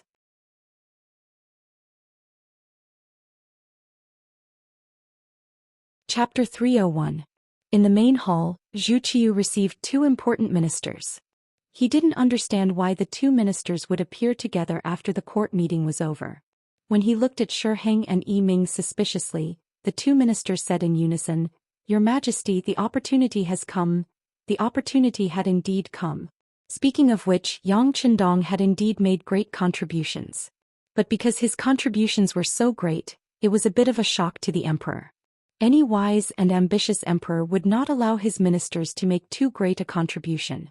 This kind of existence that could threaten the imperial power at any time would always make people unable to sleep and eat in peace. Usually, the way to solve such a problem was to get rid of the great contributor. Only in this way could one really sleep soundly. But unfortunately, under the chaotic situation he couldn't find a way to get rid of Yang Qindong. He didn't even have a valid reason to do this. Of course, Zhu Qiu hesitated because the relationship between the Duke of Loyalty and the mercenaries was very good. Once the attack failed, the consequences would be unimaginable. Xianxia and Yiming had naturally seen through Zhu Qiu's thoughts. But they were also at their wits' end, so they had been waiting for an opportunity. Everyone would make mistakes. As long as they kept an eye on it, they wouldn't have to worry about not finding a way to solve the problem. But they didn't expect the opportunity to come so soon. Yang Qindong had offended Blackwell Street and Boss Who, a person they usually didn't want to offend. Boss Who was powerful because he dared to risk his life and had many subordinates who dared to risk their lives. Unless you could kill such a person with a stick, there would be endless trouble in the future. They would probably live under terrible pressure every day. How could Yang Qindong not be the same? With the mercenaries protecting him, if they couldn't kill him, who knew what kind of evil consequences would appear? This was also why everyone tolerated Yang Qindong even though they knew that he sometimes ignored the imperial power. And now, these two ferocious tigers had actually collided, which undoubtedly became an opportunity to tamper with the situation. If it was done well, there would be no problem for both sides to suffer. When faced with an opportunity, a wise man would naturally seize it. When Yiming and Xianxia talked about the opportunity, they were naturally referring to the opportunity to get rid of Yang Qindong. Not only could he kill someone, but he could also frame Big Boss Who and make the higher-ups of the mercenary army helpless. How could he not cherish this method of killing two birds with one stone? While Zhu Qiu was still sitting on the dragon throne, thinking about what an opportunity was, Xianxia and Yiming gave her a general idea of what had happened. Seeing the excitement on the faces of the two important ministers, Zhu Qiu finally understood that the opportunity to deal with Yang Qindong had come. As for Yang Qindong, it was just as the officials had guessed. Zhu Qiu already had the intention to kill him. This person's merits were so high that he could shake the emperor. Zhu Qiu naturally did not want to let go of the opportunity to eliminate him. In history, such meritorious officials did not know who they were. For example, during the Qin dynasty, Lu Buwei was called second father and was forced to commit suicide. Li Mu defeated the Xiongnu and returned to the Qin dynasty. He used a scheme to sow dissension and was killed by King Zhao. Han Exin, Ping Yu, Ingbu and others were all killed by Liu Bang. The ancient king was called Gu, which meant that he was lonely. It meant that his good friends who had helped him were all dead. Only when the king was lonely would his position be more stable. Zhu Qiu was now practicing the art of the emperor. Naturally, he had long known that Yang Qindong's existence was a threat. Often, even if such a person did not have the intention to rebel, once his subordinates were put on the emperor's robe, who knew what would happen?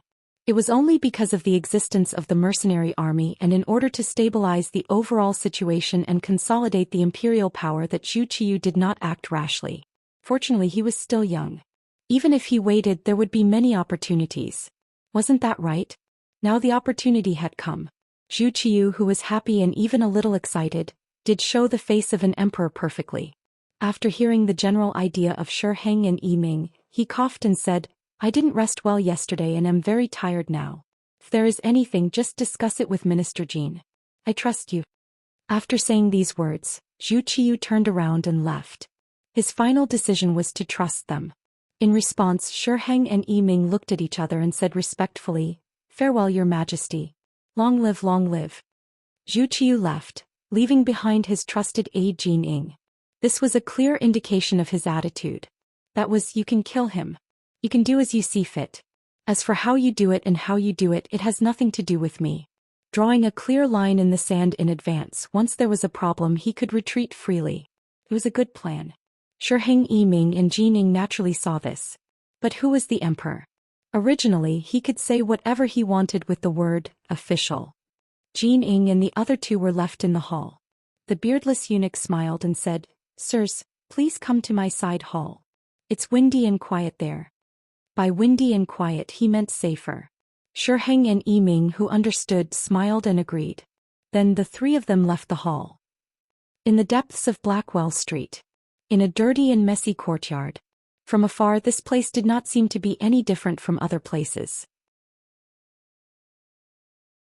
But in reality, this was one of the lairs of the Blackwater Gang's boss, Hu Huaihai. It was said that a crafty rabbit had 3 burrows.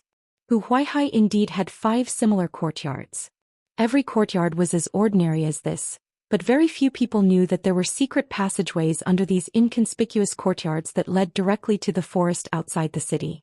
It took a lot of effort to dig this tunnel. In the end, the workers who dug the tunnel and were paid a lot of money were all buried, making this tunnel even more unknown. Killing and robbing and being righteous were the 2 personalities of Hu Huaihai. To outsiders he would stop at nothing. Vicious and merciless was not enough to describe him. Because of this, there was no one in Blackwell Street who did not fear the boss Hu Huaihai. Some people even called him King of Hell Hu in private. To his own people he was generous and forthright.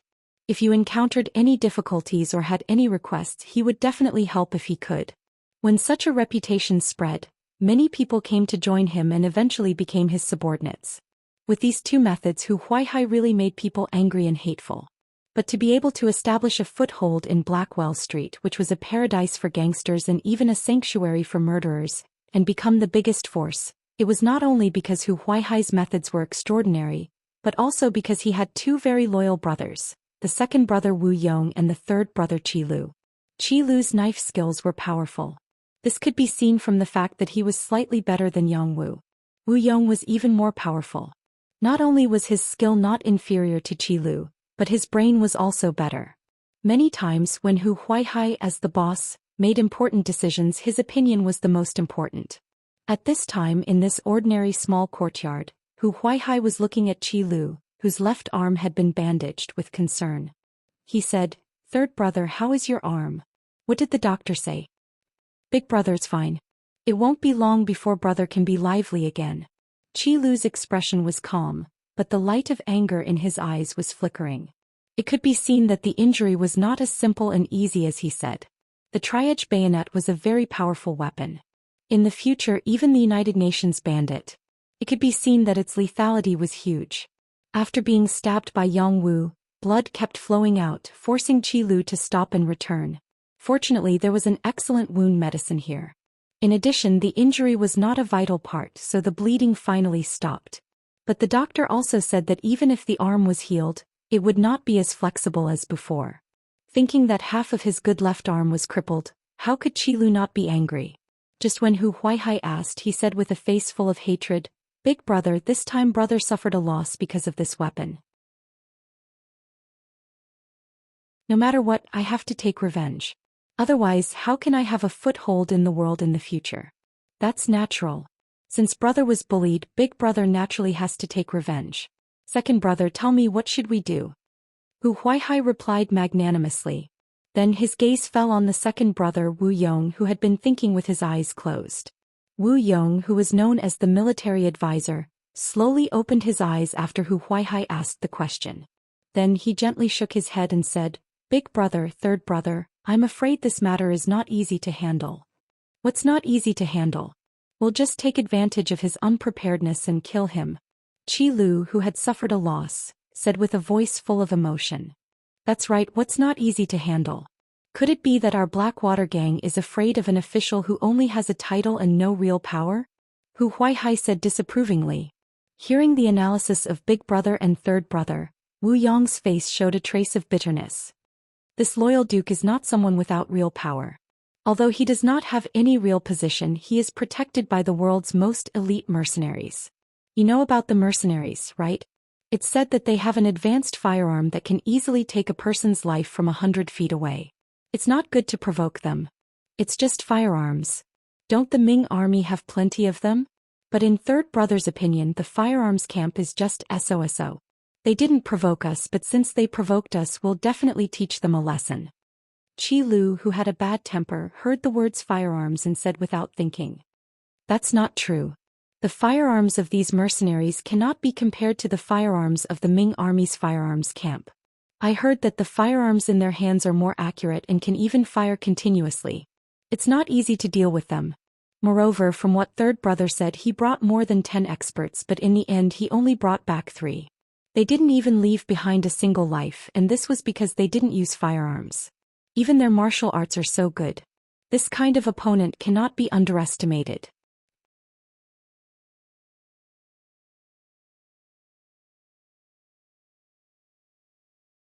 Chapter 302. Wu Yong kept explaining. However, when he said the last sentence, Hu Huaihai's eyes lit up after hearing it. Second brother said that we can't underestimate them. That means we can still deal with them, but we need to plan carefully, right? Is that so, second brother? Hearing that there was still a way, Qi Lu couldn't help but be interested. Yes, we need to plan wisely. How about this? Give me 2 days to investigate the other party's background. Wu Yong nodded. He had a feeling that this great Ming Empire's loyal duke, who had just reached 20 years of age, would not be easy to deal with. However, even though Old Third had suffered a loss, if they just admitted it like this, then how could the Blackwater gang be looked up to in the future? How could they have a foothold? In other words, they had to make a move. It was just a matter of how they did it. In short, when facing such an opponent, they either didn't make a move, or if they did, they would make a move. They definitely couldn't give them a chance to counterattack. Yang family manor. Yang Wu was actually carried back. This matter instantly alarmed Yang Chendong, who was teaching students at the Yang family academy. When he strode into the courtyard, he saw Tiger's man and the others standing there angrily. He asked in a deep voice, "Who can tell me what's going on?" "Sixth young master, it's like this." 2 people who were responsible for protecting Qiao Yin's safety stood up. With one person taking the lead and the other supplementing, they recounted the scene that happened in Laoshan Street today in detail. Just as the 2 brothers finished speaking, a doctor walked out of the room. He was instantly surrounded by people. Yang Chendong was no longer as calm as before. His expression was somewhat anxious. "Dr. Li, how is it?" This physician Li was a renowned figure in the capital. Seeing that the Duke of Loyal Courage was personally asking him, he didn't dare to be negligent. "Greetings, Duke Yang. Yang Wu's body is fine. He's just bleeding a little. Moreover, the injury has avoided the important parts. He just needs to rest for a period of time to recover." Upon hearing that Yang Wu's life was not in danger, Yang Chendong let out a long sigh of relief. Beta Persei, arrange for someone to send Dr. Li back to the city and triple the consultation fee. "Oh, you're too polite." Dr. Li was flattered after listening to Wang Yao. However, Yang Chendong carried it out and cupped his hands in greeting. The other party politely returned the greeting and then left satisfied. After the doctor left, Beta Persei quickly rushed back. At this moment he saw Yang Qindong listening to Yang San, the deputy director of the security bureau, giving a detailed report about Heijing Street and the Blackwater gang. "Young master, that's all the information we've gathered. That place is filled with crooks and honest folk, so it's not easy to enter. Every once in a while, Boss Hu of the Blackwater gang would clean up the place. There was one time when our informant almost didn't make it out alive." Yang San lowered his head as he spoke. The situation of Heijing Street was not easy to inquire about because of Hu Huaihai's caution, but more importantly, it was not the focus of the Security Bureau's investigation. It was just a group of Jianghu people and desperados. With the idea of well water not interfering with river water, they only did a simple investigation. Yang Qindong naturally knew this, but he did not say it out loud. After all, the Security Bureau had not been established for a long time and had limited manpower. The capital was so big that it was understandable that some things could not be investigated clearly. "Investigate again. I want to know the details in a day." Since the sixth young master had spoken, Yang San did not dare to be negligent. He immediately agreed as if he was making a military order. "Please rest assured, young master. In less than a day there will be specific information. In this world, as long as one was willing to spend money, there was nothing that could not be done. Most of those people ran for their lives because of money. If they could be a good rich man who would be willing to stay in such a place and waste their days." Yang San hurriedly left. Yang Qindong did not choose to wait. Instead he went into the room and looked at Yang Wu, who was sleeping soundly. Then he called Tiger's Mane and Beta Persei. When they were in the study, he looked at the two with bright eyes and asked, "How is it? Now you know that there will always be someone stronger than you?" "Young master, we were wrong." Yang Qindong's face was stiff, and the two hurriedly bowed their heads and admitted their mistake. The reason why they were wrong was because they had disobeyed Yang Qindong's orders. According to the sixth young master's criticism, a gentleman should not stand under a dangerous wall. If they felt that things were dangerous, they should leave as soon as possible. If they had to make a move, they could have used guns instead of showing off their courage. If today's matter had been solved with guns, Yang Wu would not have been injured at all. But he insisted on competing with others in martial arts, which led to such a result. This was naturally taught by Tiger's Mane and Beta Persei. They taught him that it was difficult to find an opponent, that he should be defeated alone, and that when he met a person from the martial arts world, he should use the martial arts world's way to solve it. What was the result? He had almost lost his life. According to the two Lung Feng's words, if they had not used a sharp weapon like the 3 bayonets, it was likely that Yang Wu would have been carried back as a corpse. The so-called rules were not ironclad rules. They almost lost their brothers' lives. It was no wonder that Yang Qindong would make things difficult for them. "It's good that you know your mistakes. The two of you will each lose a month's salary. Also, all your subordinates who always talk about the rules of the martial arts world will be treated the same. If there is anyone else who is not satisfied, let him come find me. This young master will shoot him. It's better than one day he will become a ghost under someone else's knife." Yang Qindong's voice was not loud, but it was like a thunderclap in Tiger's Mane and Beta Persei's ears. The two of them kept nodding their heads and admitting their mistakes. After a while, it seemed that Yang Qindong's anger had subsided a little. Beta Persei took the initiative to say, "Young master, this time we suffered a loss. We can't just let it go like this." "Yes, young master. This Blackwater gang is not a good thing to begin with. It's better to just destroy it." Tiger's Mane also chimed in. "Of course we can't just let it go like this. It's just that they have existed for so many years and the government can't do anything about them. If we want to move against them, we need to plan. If we act rashly, we won't be able to take down all the enemies. That will only cause endless trouble in the future." Yang Qindong nodded. Of course he would not let any of his enemies go. But since he was going to make a move, he had to hit them with one blow. He absolutely could not leave any hidden dangers for himself. On this point, Yang Qindong and Wu Yong's thoughts coincided. At the same time, both sides sent people to inquire about each other's background. Outside of the two sides, another group of people also appeared. That was Yi Ming's coachman, who was also one of his bodyguards. Yi Ming used to work in the military and had experience working at the grassroots level. That was how he got to know the Ministry of War and climbed up step by step.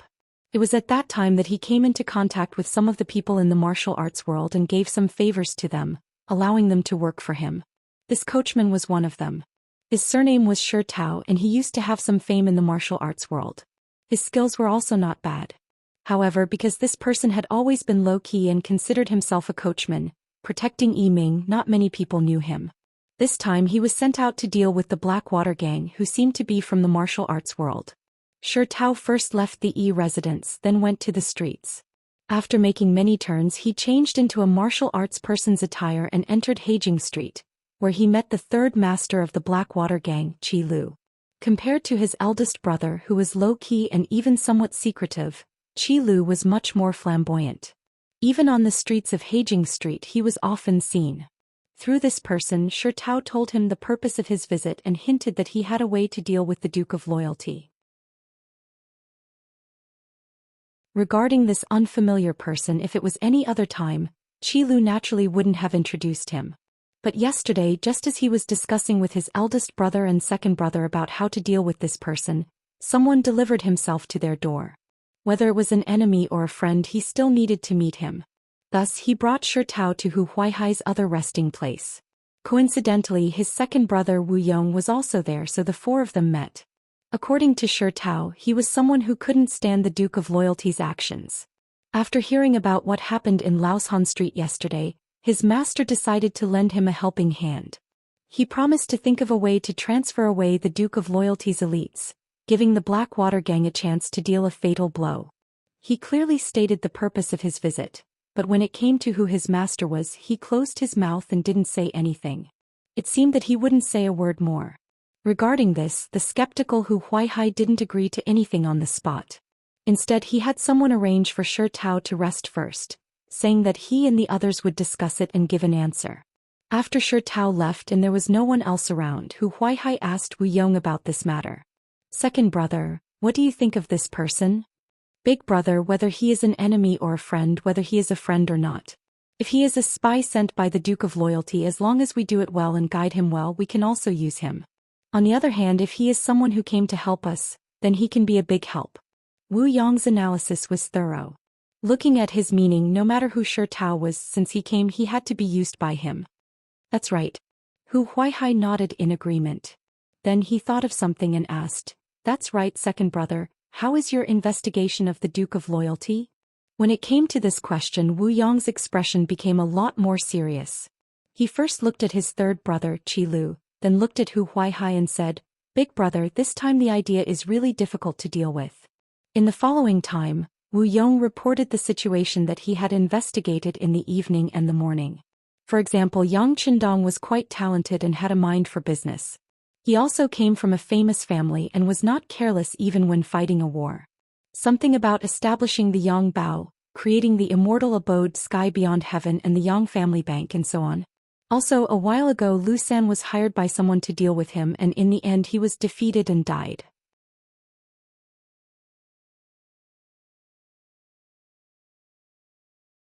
Chapter 303. Previously, the Blackwater gang focused their attention on Heijing Street. In their eyes, this was their territory. If one had to describe it, it could even be regarded as a country within a country. Therefore, they didn't pay much attention to the outside world. They only knew that the Great Ming dynasty had a young Dong Shuai and a loyal and courageous duke. But even if he was an official, he had nothing to do with them. There didn't seem to be any boundaries between the two sides. Even if they couldn't be seen in public, they wouldn't have any interactions with him. However, due to the fact that they were trying to snatch people from each other, they actually got into a fight. Subsequently, they even suffered quite a bit. Now the entire city knew about this. Unless the Blackwater gang didn't plan to stay in the capital anymore, they had to get back their face.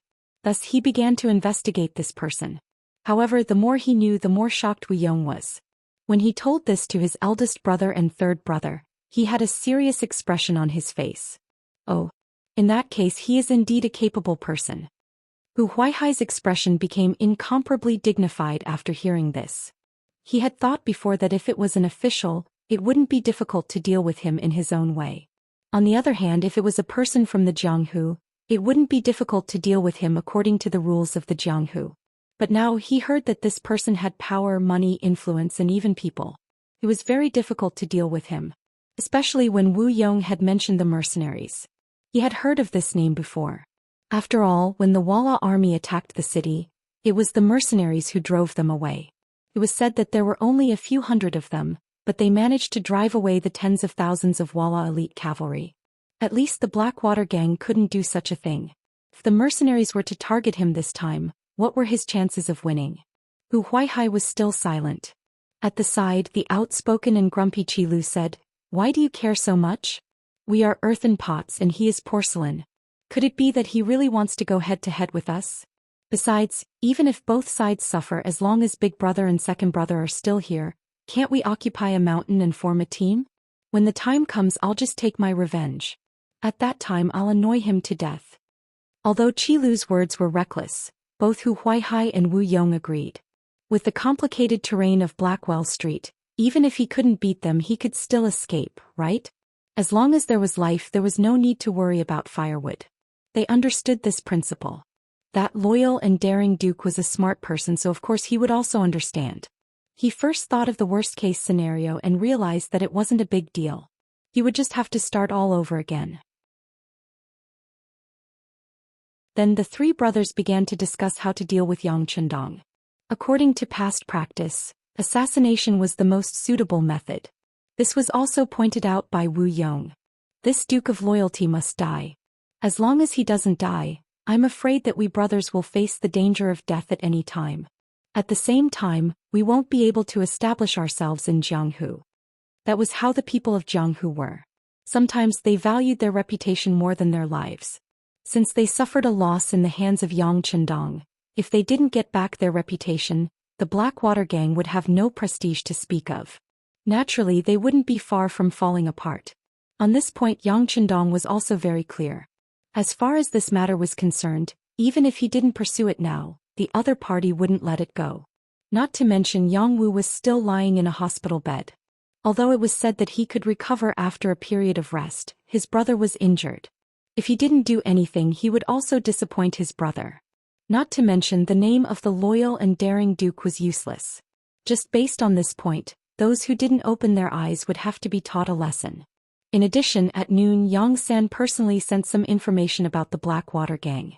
Looking at their actions, he was even more determined to not let this gang stay. This time, the Security Bureau spent a lot of effort and spent a lot of money to bribe some Jianghu people who usually mingled in Blackwell Street. From their mouth, they knew that this Blackwater gang really didn't shrink from any evil. Forcing the good into prostitution, bullying the good, opening casinos, and loaning money were common occurrences. The reason why they had a conflict with Yang Wu and the others this time was that they saw that there were too many prostitutes in the city and wanted to come out and get a share of the profits. Moreover, the information also showed that once the women were snatched by the Blackwater gang, they would be sold out of the capital, and the destination was the grassland in the north. They would be sold to the Walla and Tatar territories to become tools for those barbarians to produce the next generation or become targets for the other party to seek pleasure. Whether it was in the previous life or this life, if there was one person that Yang Chendong hated the most in his heart, it was undoubtedly the traitors. This kind of person had no ruler, no father, no country, and no home. For the sake of profit, they could really sell anything. Such a person was even worse than pigs and dogs. The way the Blackwater gang did things was no different from the traitors. Although the Great Ming and the Walla had stopped fighting, and under Yang Chendong's urging, the two sides had even started to trade, all of this was just a delaying tactic. It was to leave enough time for them to rear a fat sheep and slaughter it in one fell swoop. But the Blackwater gang's actions were clearly to help the other side grow stronger. Had they ever thought about how many people the women would bring to the other side in a decade or so once they entered the grassland? And how many Han people would die under the iron hooves of these foreign men? When he thought of this, Yang Chendong was so angry that he couldn't vent his anger. In his heart, he had already made up his mind to deal with them. How about this? Go and arrange something.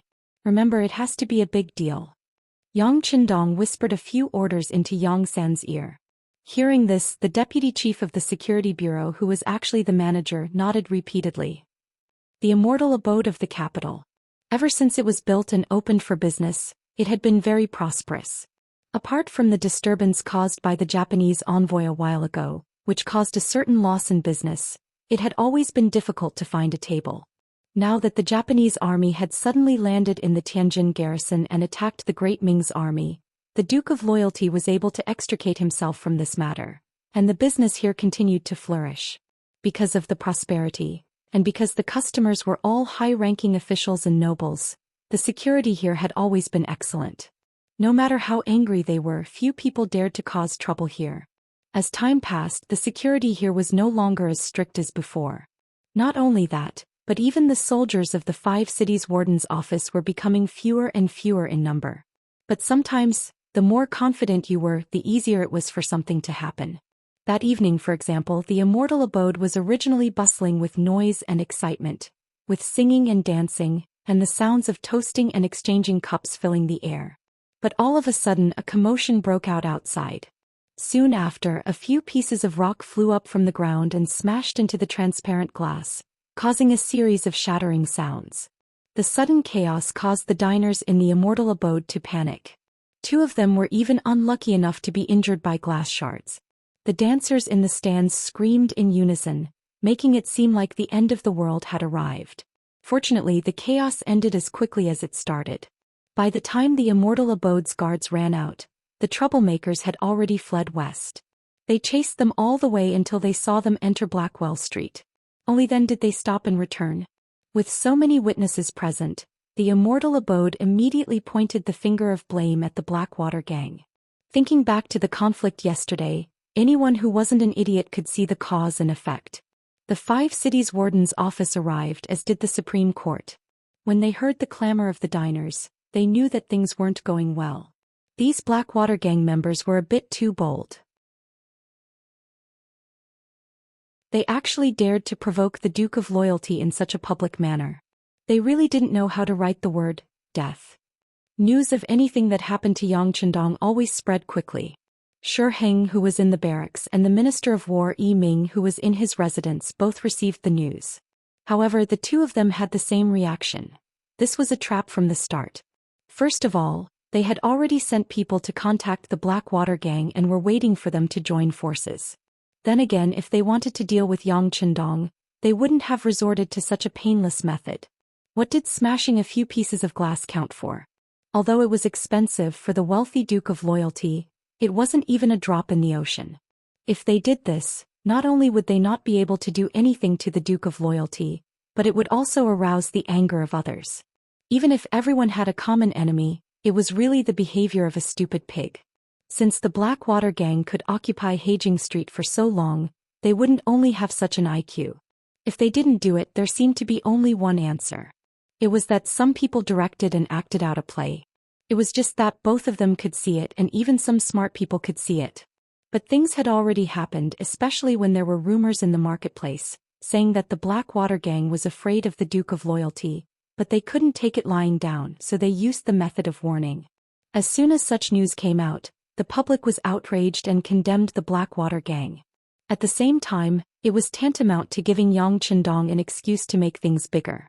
Sure enough, just when Shi Heng and Yi Ming were still worried about whether Yang Chendong would take advantage of this matter, the Supreme Court, the Ministry of Justice, and the 5 cities warden's office received Yang Chendong's visit.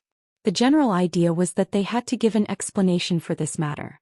Even the Ministry of Revenue received Yang Chendong's visit. The general idea was that if the government couldn't guarantee the lawful rights and interests of merchants, was there any need to pay the business tax? This was the Duke of Loyalty, the leader of the merchants of the capital. Although there was no rule that said that all merchants would listen to him, if he raised the issue of whether the business tax should be paid or not, then he would definitely have many supporters. After receiving Yang Chendong's visit, the Yamans didn't dare to be careless and reported the matter to the imperial palace. The chief eunuch Jin Ing didn't know whether to laugh or cry when he saw these memorials, but he inwardly praised Yang Chendong's method of diverting disaster. He knew that he had no choice but to take care of the Blackwater gang. It was at this moment that Shi Heng and Yi Ming entered the palace and found Jin Ing. But to everyone's surprise, the 2 of them had faint excitement on their faces. Eunuch Jin, we've received news that they've decided to go all out. Our chance has come.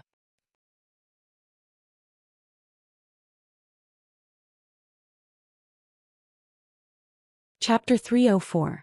Because of yesterday's incident, Wu Yong had sent people to keep an eye on Yang Qindong's properties, hoping to find some weak link. It was at this time that someone threw rocks at the Immortal abode. When his subordinates reported this, his expression changed. He knew that the other party was looking for an excuse to make a move.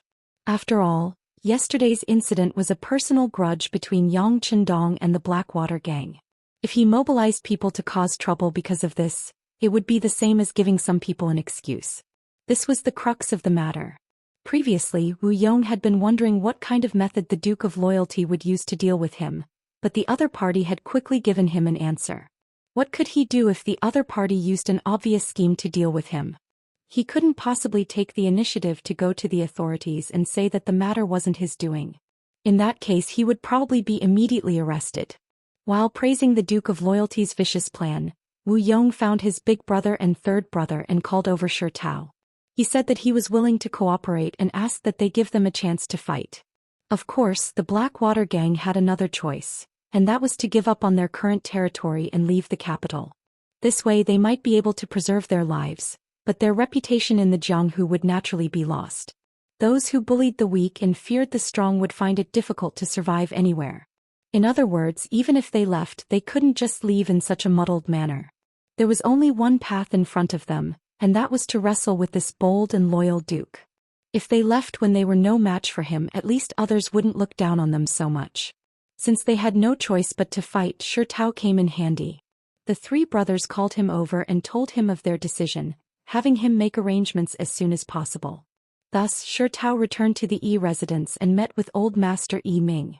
That was why Yi Ming and Shi Hing had joined hands to enter the palace. Yi Ming, Shi Hing and Jin Ying discussed in a secret room for more than 2 hours. When they emerged, they all had smiles on their faces as if they were about to complete some important mission. The Yang clan manor. After Yang Qindong diverted the trouble, the warden's office and the Supreme Court sent back news that night. He expressed that he would send troops to wipe out the Blackwater gang, but this power had been here for many years. It was not easy to deal with them. He asked whether he should ask the Duke of Loyalty and Courage to personally deal with them. After all, he was someone who had defeated Walla's army with ease. A small underworld gang was definitely no match for him. Everything was going according to plan. Yang Qindong looked at the two Yaman's replies and sneered.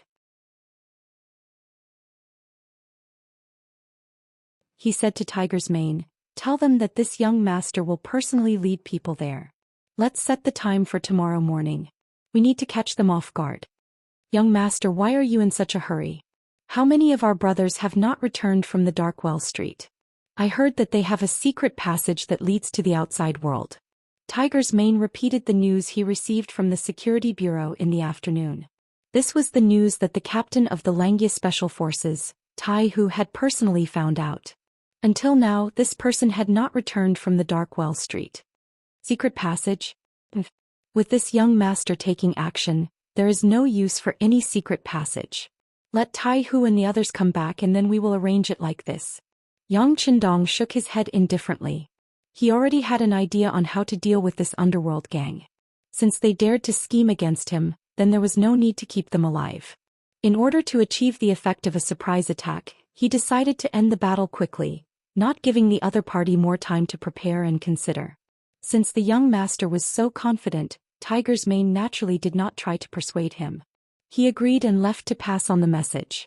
The soldiers of the warden's office in the 5 cities, the bailiffs and constables of the Supreme Court, who were off duty at home, received the urgent order to recall them.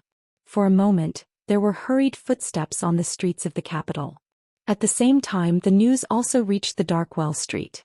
At the Blackwater gang's boss, Hu Huaihai's place, Shi Tao informed the 3 leaders of the order from above, and then quietly left. Obviously, he also knew that they were going to discuss the details of the operation, and his presence was inconvenient. When there was no one else in the room, Hu Huaihai looked at Wu Yong and Qi Lu with a sinister gaze and said, "Second brother, third brother, this Duke of Loyalty can't help but want to make a move on us. At this moment, I'm afraid that even if we want to hide, there is no time. Yes, the arrow on the bow has to be shot, but it is a pity that we are not fully prepared. Right now there are still some brothers who are not out on the streets." Wu Yong said with a sigh. Yang Qindong's swift and decisive action was somewhat out of his expectations. He originally thought that they would test each other, but he did not expect that after only 1 day and 1 night, the other party had already made a move. Wu Yong did not know that although he treated himself as a dish, Yang Qindong did not put them in his eyes. They were just big rats that relied on the complicated terrain to survive in the dark corners. In today's society, as long as one was determined, eliminating them was just a matter of minutes. He really could not understand why the great Ming dynasty would allow them to exist, especially in such an important and bustling place like the capital. However, other people were afraid of trouble and were afraid of cutting the weeds without removing the roots, but Yang Qindong was not afraid. Since they had offended him, then he would teach them a lesson. At the same time, he would use this opportunity to intimidate the other officials who dared to find trouble with him. Him not making a move did not mean that he did not have a way. It was just that everyone's status was there, and it was not convenient to use 2 direct methods to solve the problem. However, this did not mean that he did not have the ability to solve the problem. What are you afraid of? It is just killing 1 person. We have already sent out more than 20 brothers, so it should be enough. Third brother Qi Lu waved his heavily injured left hand. Because of the pull, the pain came up, causing him to grimace for a while. However, his spirit was still quite good.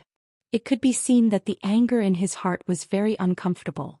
If he did not find a way to release it, it would cause a serious illness. No. Wu Yong straightforwardly shook his head. They did not understand this Duke of Loyalty.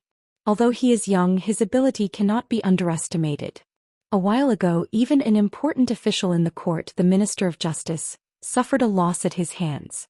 To deal with this kind of person, if we do not have a few layers of plans, it will definitely not work. Second brother, what do you plan to do? Wu Huaihai knew Wu Yong well. He knew that Wu Yong was an expert who planned before taking action, so he asked. I plan to take a risk and send out a few more brothers. This way the 3 of us brothers will have to split up into 3 groups. As Wu Yong spoke, he pushed the oil lamp on the table to the side. Then he used his finger that had just dipped in tea to draw on the table. The so-called 3 groups. The first group is to guard the home and lure the Duke of Loyalty to attack. The second group is to sneak out of the city and kill toward the Yang family village, forcing him to hastily return to defend. The third group is to ambush him on the road back to the village and give him a fatal blow. This is good. Then I will bring people to attack the Yang family village. I heard that this Duke of Loyalty has 4 beauties. I want to let him know that there are some people that he cannot afford to offend. After listening to Wu Yong's analysis, Qi Lu took the initiative to bring the second group. In his opinion, any ambush or entrenched defense was too meaningless, and it was far less straightforward and satisfying than directly charging out.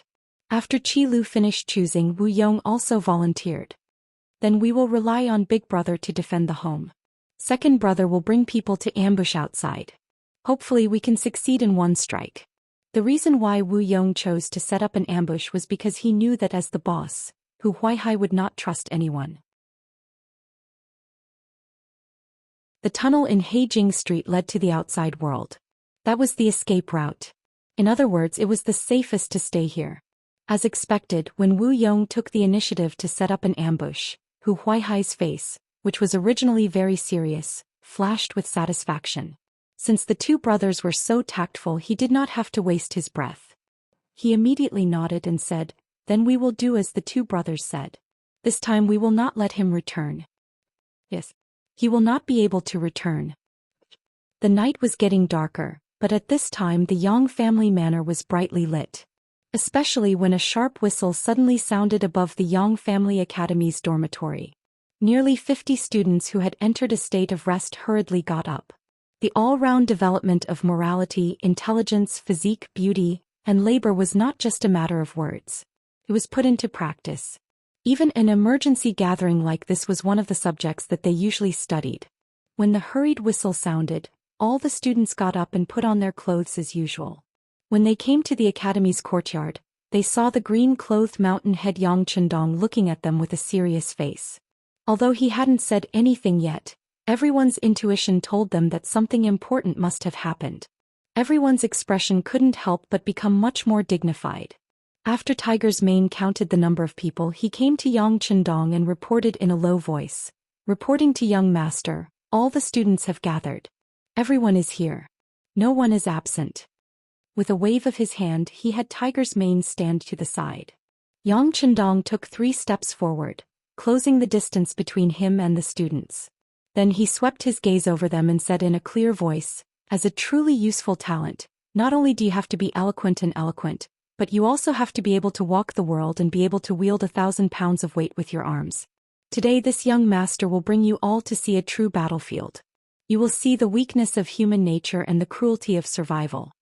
As soon as he finished speaking, all the students' faces were filled with shock, followed by excitement and joy.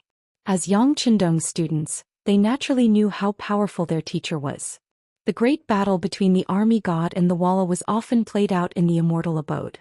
Everyone could recite the plot of that battle by heart.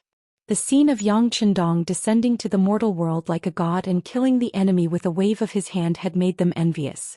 They often wondered when they would have the opportunity to see it with their own eyes.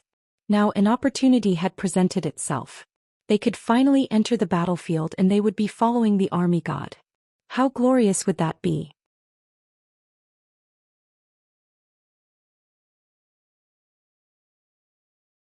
Chapter 305. After understanding all of this, the nearly 50 students immediately shouted in a loud voice, "We will obey the mountain head's orders. Okay, we'll leave in 15 minutes. You can all go and prepare." After waving his hand to dismiss the team, Yang Chendong called Junko, Tai Qingyi and Jiang Ping. They were the only 3 women among the students. After calling them in front of him, Yang Chendong said in a very casual tone, "You don't have to follow the team but stay in the Yang family manor." Tai Qingyi had talked to Yang Chendong more than once and knew that her task was to protect the safety of the madams, so she naturally had no doubts about staying and immediately agreed. Junko, on the other hand, raised her head and asked with a puzzled expression, "Why?" In the past few months, the students in the Yang Family Academy made Junko's Chinese more fluent. Because she often underwent some physical training, her skin was not as white as before. But at the same time it also looked a lot sturdier and even had a hint of maturity. At this time when she raised her head and looked at Yang Chendong, who was more than a head taller than her, the stubbornness on her face was very cute and lovable. "No reason, this is an order."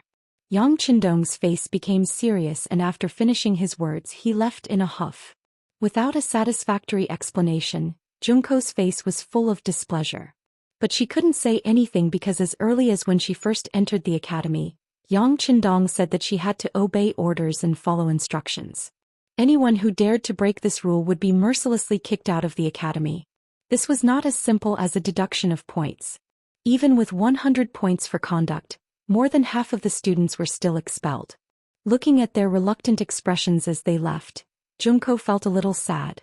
With these lessons learned, she didn't dare to disobey Yang Chendong's orders and be kicked out of the academy. Yang Chendong went to the 4th Battalion commander Wuxia. "I'll give you 2 platoons to stay at home. Remember, no matter who it is, if they don't listen to the advice and want to enter the manor, there is no need to be polite. Just shoot them to death." Tiger's Mane. As soon as he finished speaking, Tiger's Mane appeared from the side and handed over a machine gun that weighed about 8 kilograms. Yang Chendong reached out and took it.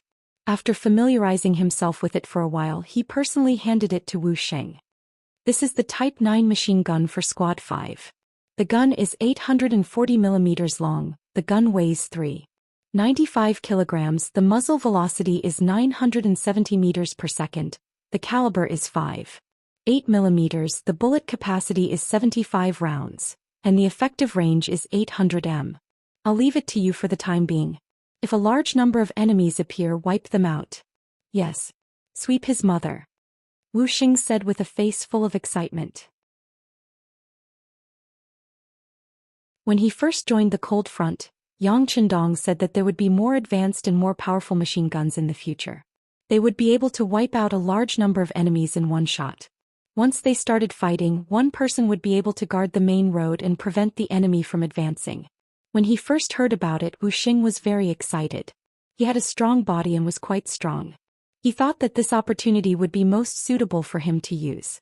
Now his long-time dream had finally come true.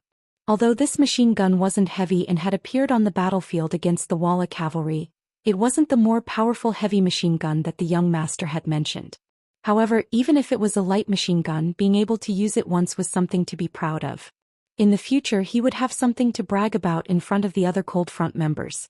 He had no choice but to take out the light machine gun for Squad 95. Tonight he was facing a group of fugitives. God knows what they would do. It was never wrong to be more prepared just in case. Because of the lack of time and limited information, Yang Qindong's operation this time couldn't be perfect. But it didn't matter.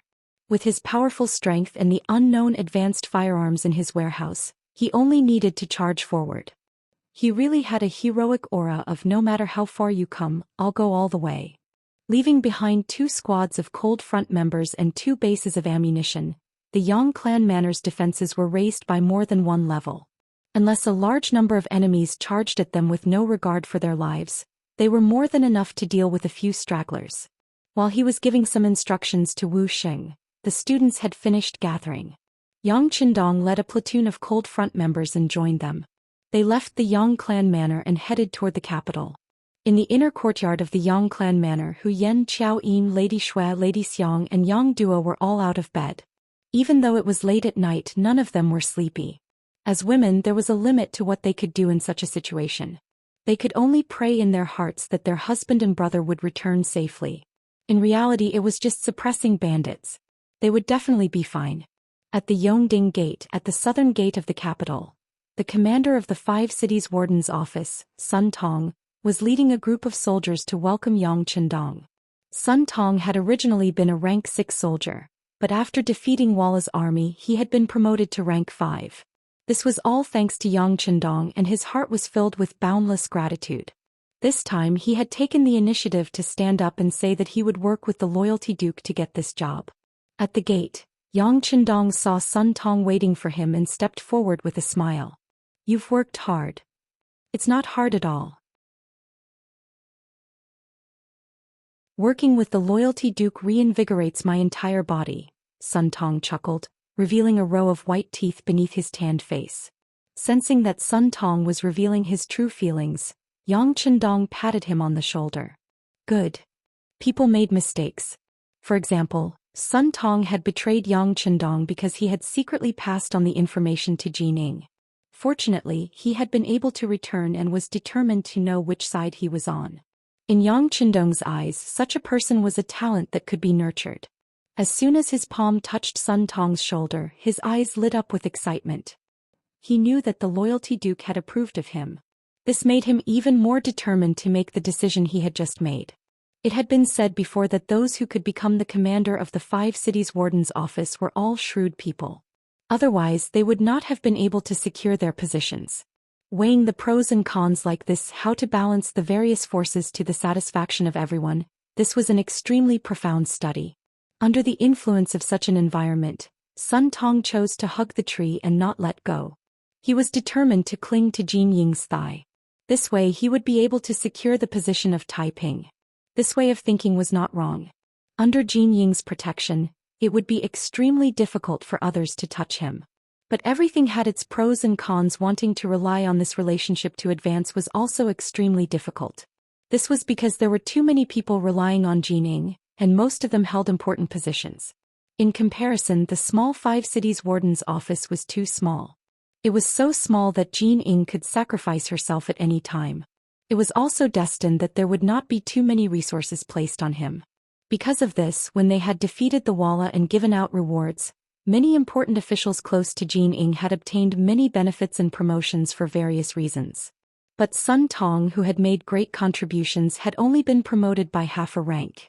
He had risen from grade 6 to grade 5, and his position had not changed at all. It was impossible to say that this matter had not affected Sun Tong. Why was it that those officials who only knew how to sit in their manners were able to obtain such great benefits, while he, a person who was in the middle of the situation, risked his life and only obtained such small benefits? Unable to understand, he began to have other thoughts. Gradually, Sun Tong's mentality changed. He was no longer so eager to work for Jin Ying. He began to consider where he would go in the future. It was at this time that orders came from above. They said that they would transfer people temporarily under the command of the Duke of Loyalty. They said that they were going to destroy some Jianghu gang.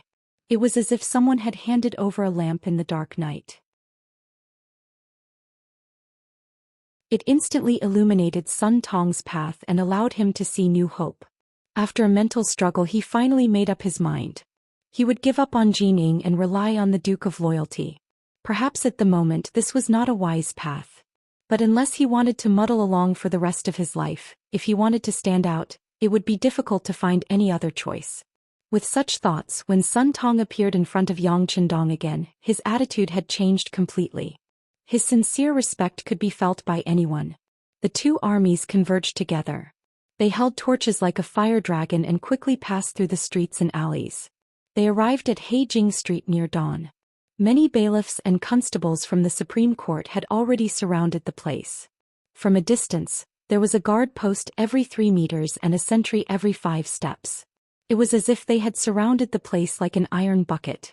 The person from the Supreme Court in charge of this operation was a deputy of the Supreme Court named Wang Bo. He was a secondary class, level 6 official. Seeing Yang Chendong arrive, he quickly bowed and said respectfully, "Wang Bo greets the Duke of Loyalty. How is the situation?" Yang Chendong did not give Wang Bo a second glance. Instead, he cast his gaze to the front. Looking at the quiet street, he could not help but let out a cold laugh. Heijing Street was one of the most difficult and complicated factions to control. Who knew how many criminals with lives on their hands were hidden here? There were also many Jianghu characters who were used to living here temporarily. How could such a place be so lightly guarded? Even if it was before dawn with an army surrounding it, it couldn't be that there wasn't even the slightest bit of movement. And now everything was so quiet, even more so than usual. This could only mean that the other party had long since known about this and was already on guard. Replying to the Duke of Loyalty, "I have already sent people to surround this place, but..." Wang Bo seemed to want to say something but stopped.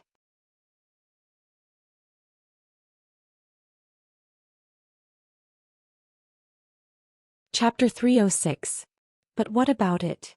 Yang Chendong originally thought that the other party would be dignified and might even ask for credit because of this. It was not impossible.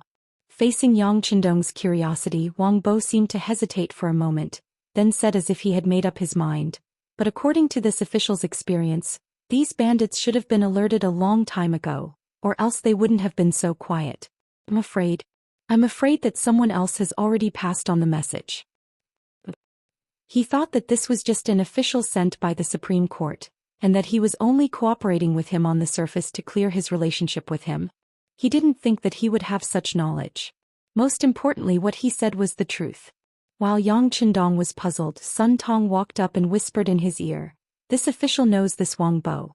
He is quite capable, but because of his poor family background, he didn't have the money to send gifts to the higher-ups, so he has been ostracized and hasn't been promoted." After saying this, Sun Tong took the initiative to retreat to the side.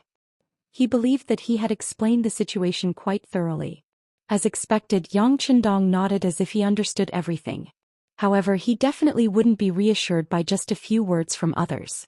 Therefore, he continued to question Wang Bo. "Lord Wang, now that things have come to this, what do you think we should do next?"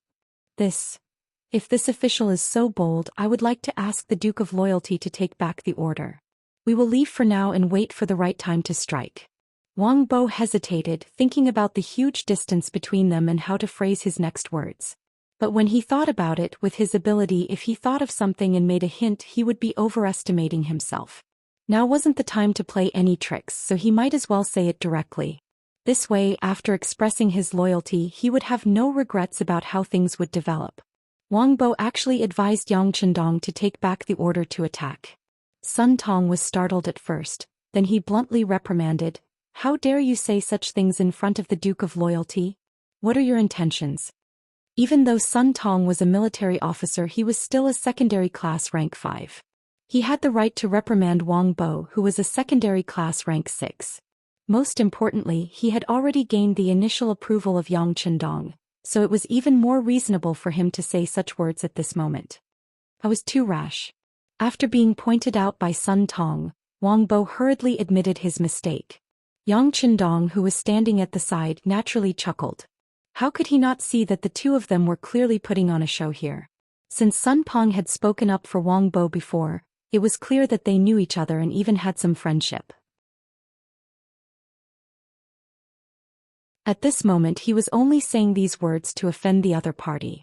Wang Bo naturally knew this, so he stopped at a certain point.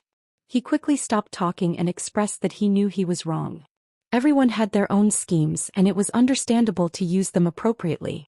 Yang Qindong didn't want to comment on this. Since he knew the truth, he casually waved his hand and said, "Forget it, official Wang also had good intentions." Hearing these words, Sun Tong and Wang Bo both let out sighs of relief. It was good that they weren't blamed. Moreover, hearing the meaning of these words, the Duke of Loyalty understood everything. Since it was like this, then the operation tonight could be cancelled. Thinking about it, it made sense. Originally they were playing a sneak attack. Since the other party already knew of their movements and had made preparations in advance, there was already no meaning in talking about a sneak attack. Just as Sun Tong and Wang Bo were thinking about cancelling tonight's operation and returning without any results, Yang Qindong said with an extremely calm tone, "The other party is a bandit, we are officials. Since it is like this, how can officials be afraid of bandits? Since we have come, who cares if they have made preparations or not? This time we can't just go back like this. Pass down the order for everyone to make preparations. We will attack in an hour." Even though he knew this, he still acted as usual. Yang Qindong's actions and decision made Sun Tong and Wang Bo both stunned. The two opened their mouths wide and wanted to say something. For example, if the enemy had received the news, would they have already left through the secret passage? If they killed their way in step by step, what was the use? Apart from losing the lives of some of their brothers, was there no other use? Or was the Duke of Loyalty also fishing for fame and didn't want to do anything with the Blackwater gang? Was all this just to save face? At this moment, the two seemed to have 100,000 questions in their hearts, but they didn't know how to ask. Yang Qindong didn't give any explanation to the two's confusion. He believed that facts spoke louder than words. Everything that happened next would naturally tell them whether what they were doing now was right or wrong. "Come, bring the walkie-talkie over."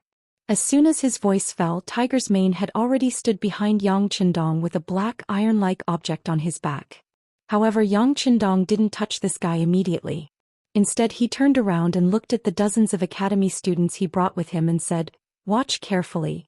What does it mean to be irresistible? What does it mean to be unable to withstand a single blow? You also need to know that sometimes, using the right method will have an effect. You need to know that in the face of absolute strength, any conspiracy or trick is fragile and useless." After hearing the mountain head's words, the dozens of students all opened their eyes wide and nodded. Then they looked forward with bright eyes. At this moment, their spiritual energy was highly concentrated, as if they were afraid that they would miss something important if they weren't careful. However, after reprimanding these words, Yang Qindong had already reached out and held the walkie-talkie in his hand. Then he said in a very firm and confident voice, Tingshan, this is number 1. Are you ready?" Reporting to number 1, Tingshan is ready and can attack at any time. Please give your orders. At this moment, another voice suddenly came out from the metal object. This shocked Sun Tong and Wang Bo so much that they almost jumped up. It was enough to show that they were really frightened. "Okay, number 1, launch the attack. The time limit is 15 minutes. Don't stop. Begin." Tingshan Roger. The conversation ended for the time being, and there was no more sound coming from the metal object. Just as Sun Tong and Wang Bo were wondering how this thing could make a sound, a shocking scene suddenly appeared in front of them. Flames soared into the sky and thunder roared. Torrential flames suddenly appeared in front of their eyes. The rumbling sound was like thunder from the 9th heaven falling in front of them, causing the earth to tremble. The hot air that rushed toward them seemed to be able to roast them, causing them to involuntarily step back to avoid the heat. Boom boom boom. Boom boom boom. The sound of cannon fire could be heard incessantly, and one after another flames soared into the sky. It was like the end of the world, and it was more like the heavens were angry and spitting out huge fireballs one after another. In an instant, Blackwell Street was completely submerged in flames. Sun Tong was dumbfounded, Wang Bo was dumbfounded, and the group of academy students were dumbfounded. Even Tiger Man, Lung Feng, and the others who were mentally prepared were also dumbfounded. They thought that since the young master had a card up his sleeve, he would definitely have a way to solve the problem in front of them. However, they did not expect that he would use such a direct method to bombard with the cannons. Moreover, this kind of bombardment was not the ordinary kind. After each shot they would rest for a while. It was just like what they used to deal with the Walla cavalry. This was a bombardment of cannons. Under the continuous attacks, the entire street would probably be completely destroyed. Not even a single blade of grass would be left. Not even a single person would be left alive. In the loud sound of cannon fire, Blackwell Street in front of them became a sea of fire. At a close distance, they could even hear the miserable cries coming from inside. The people in Blackwell Street had indeed received the news in advance, and Hu Huaihai had made some preparations for this. For example, they would first divide their forces into 3 groups and prepare countermeasures. Then they would mobilize all the Jianghu people and fugitives on the streets, telling them that the imperial court would kill them. And in order to protect themselves and preserve their last piece of pure land, what they had to do was to fight against reason and beat the invaders out. This was to tell others that this was their territory and that no one was allowed to invade, much less have any ideas about it. Otherwise, only death awaited them. Those who could become the boss usually had a certain ability to stir up people's hearts. Hu Huaihai was like this. When he waved his arm and promised many benefits, he received a response from the crowd as expected. Next, the entire Blackwell Street could be said to be fully prepared for a face-to-face battle with the Ming army that rushed in. There were long spears, short knives, iron rods, silver whips, and some long bows and short crossbows. There were countless traps everywhere. They were just waiting for the Ming army to appear and kill them. However, they did not expect that Yang Qindong had no intention of fighting with them at close range. He directly switched to long-range artillery and ignored the various preparations of the opponent. He used hot weapons against cold weapons to overwhelm them. It could also be said that he was bullying them. There were ways to deal with people and there were ways to deal with animals. This was Yang Qindong's style of doing things. Just like when he faced the Walla army, he might have been able to severely injure them. However, in order to achieve his own goals, he did not do that. Instead, he focused on shocking them in order to leave a strong enemy in the north for the great Ming dynasty. He did not want to give up all the good bows and arrows. The facts also proved that Yang Qindong's method was correct. The existence of the Walla's main force did indeed put a lot of pressure on Zhu Qiu, so he did not dare to wholeheartedly rectify the internal situation. Naturally, he could not raise his sword to attack Zhu Qiu. For a time, the business with the Walla also limited his thoughts of fully developing the military. He could make a lot of money and so on. You're tuning in to the Zhou Xian's Legacy YouTube channel. Don't forget to subscribe and join us on this journey to catch the most captivating stories.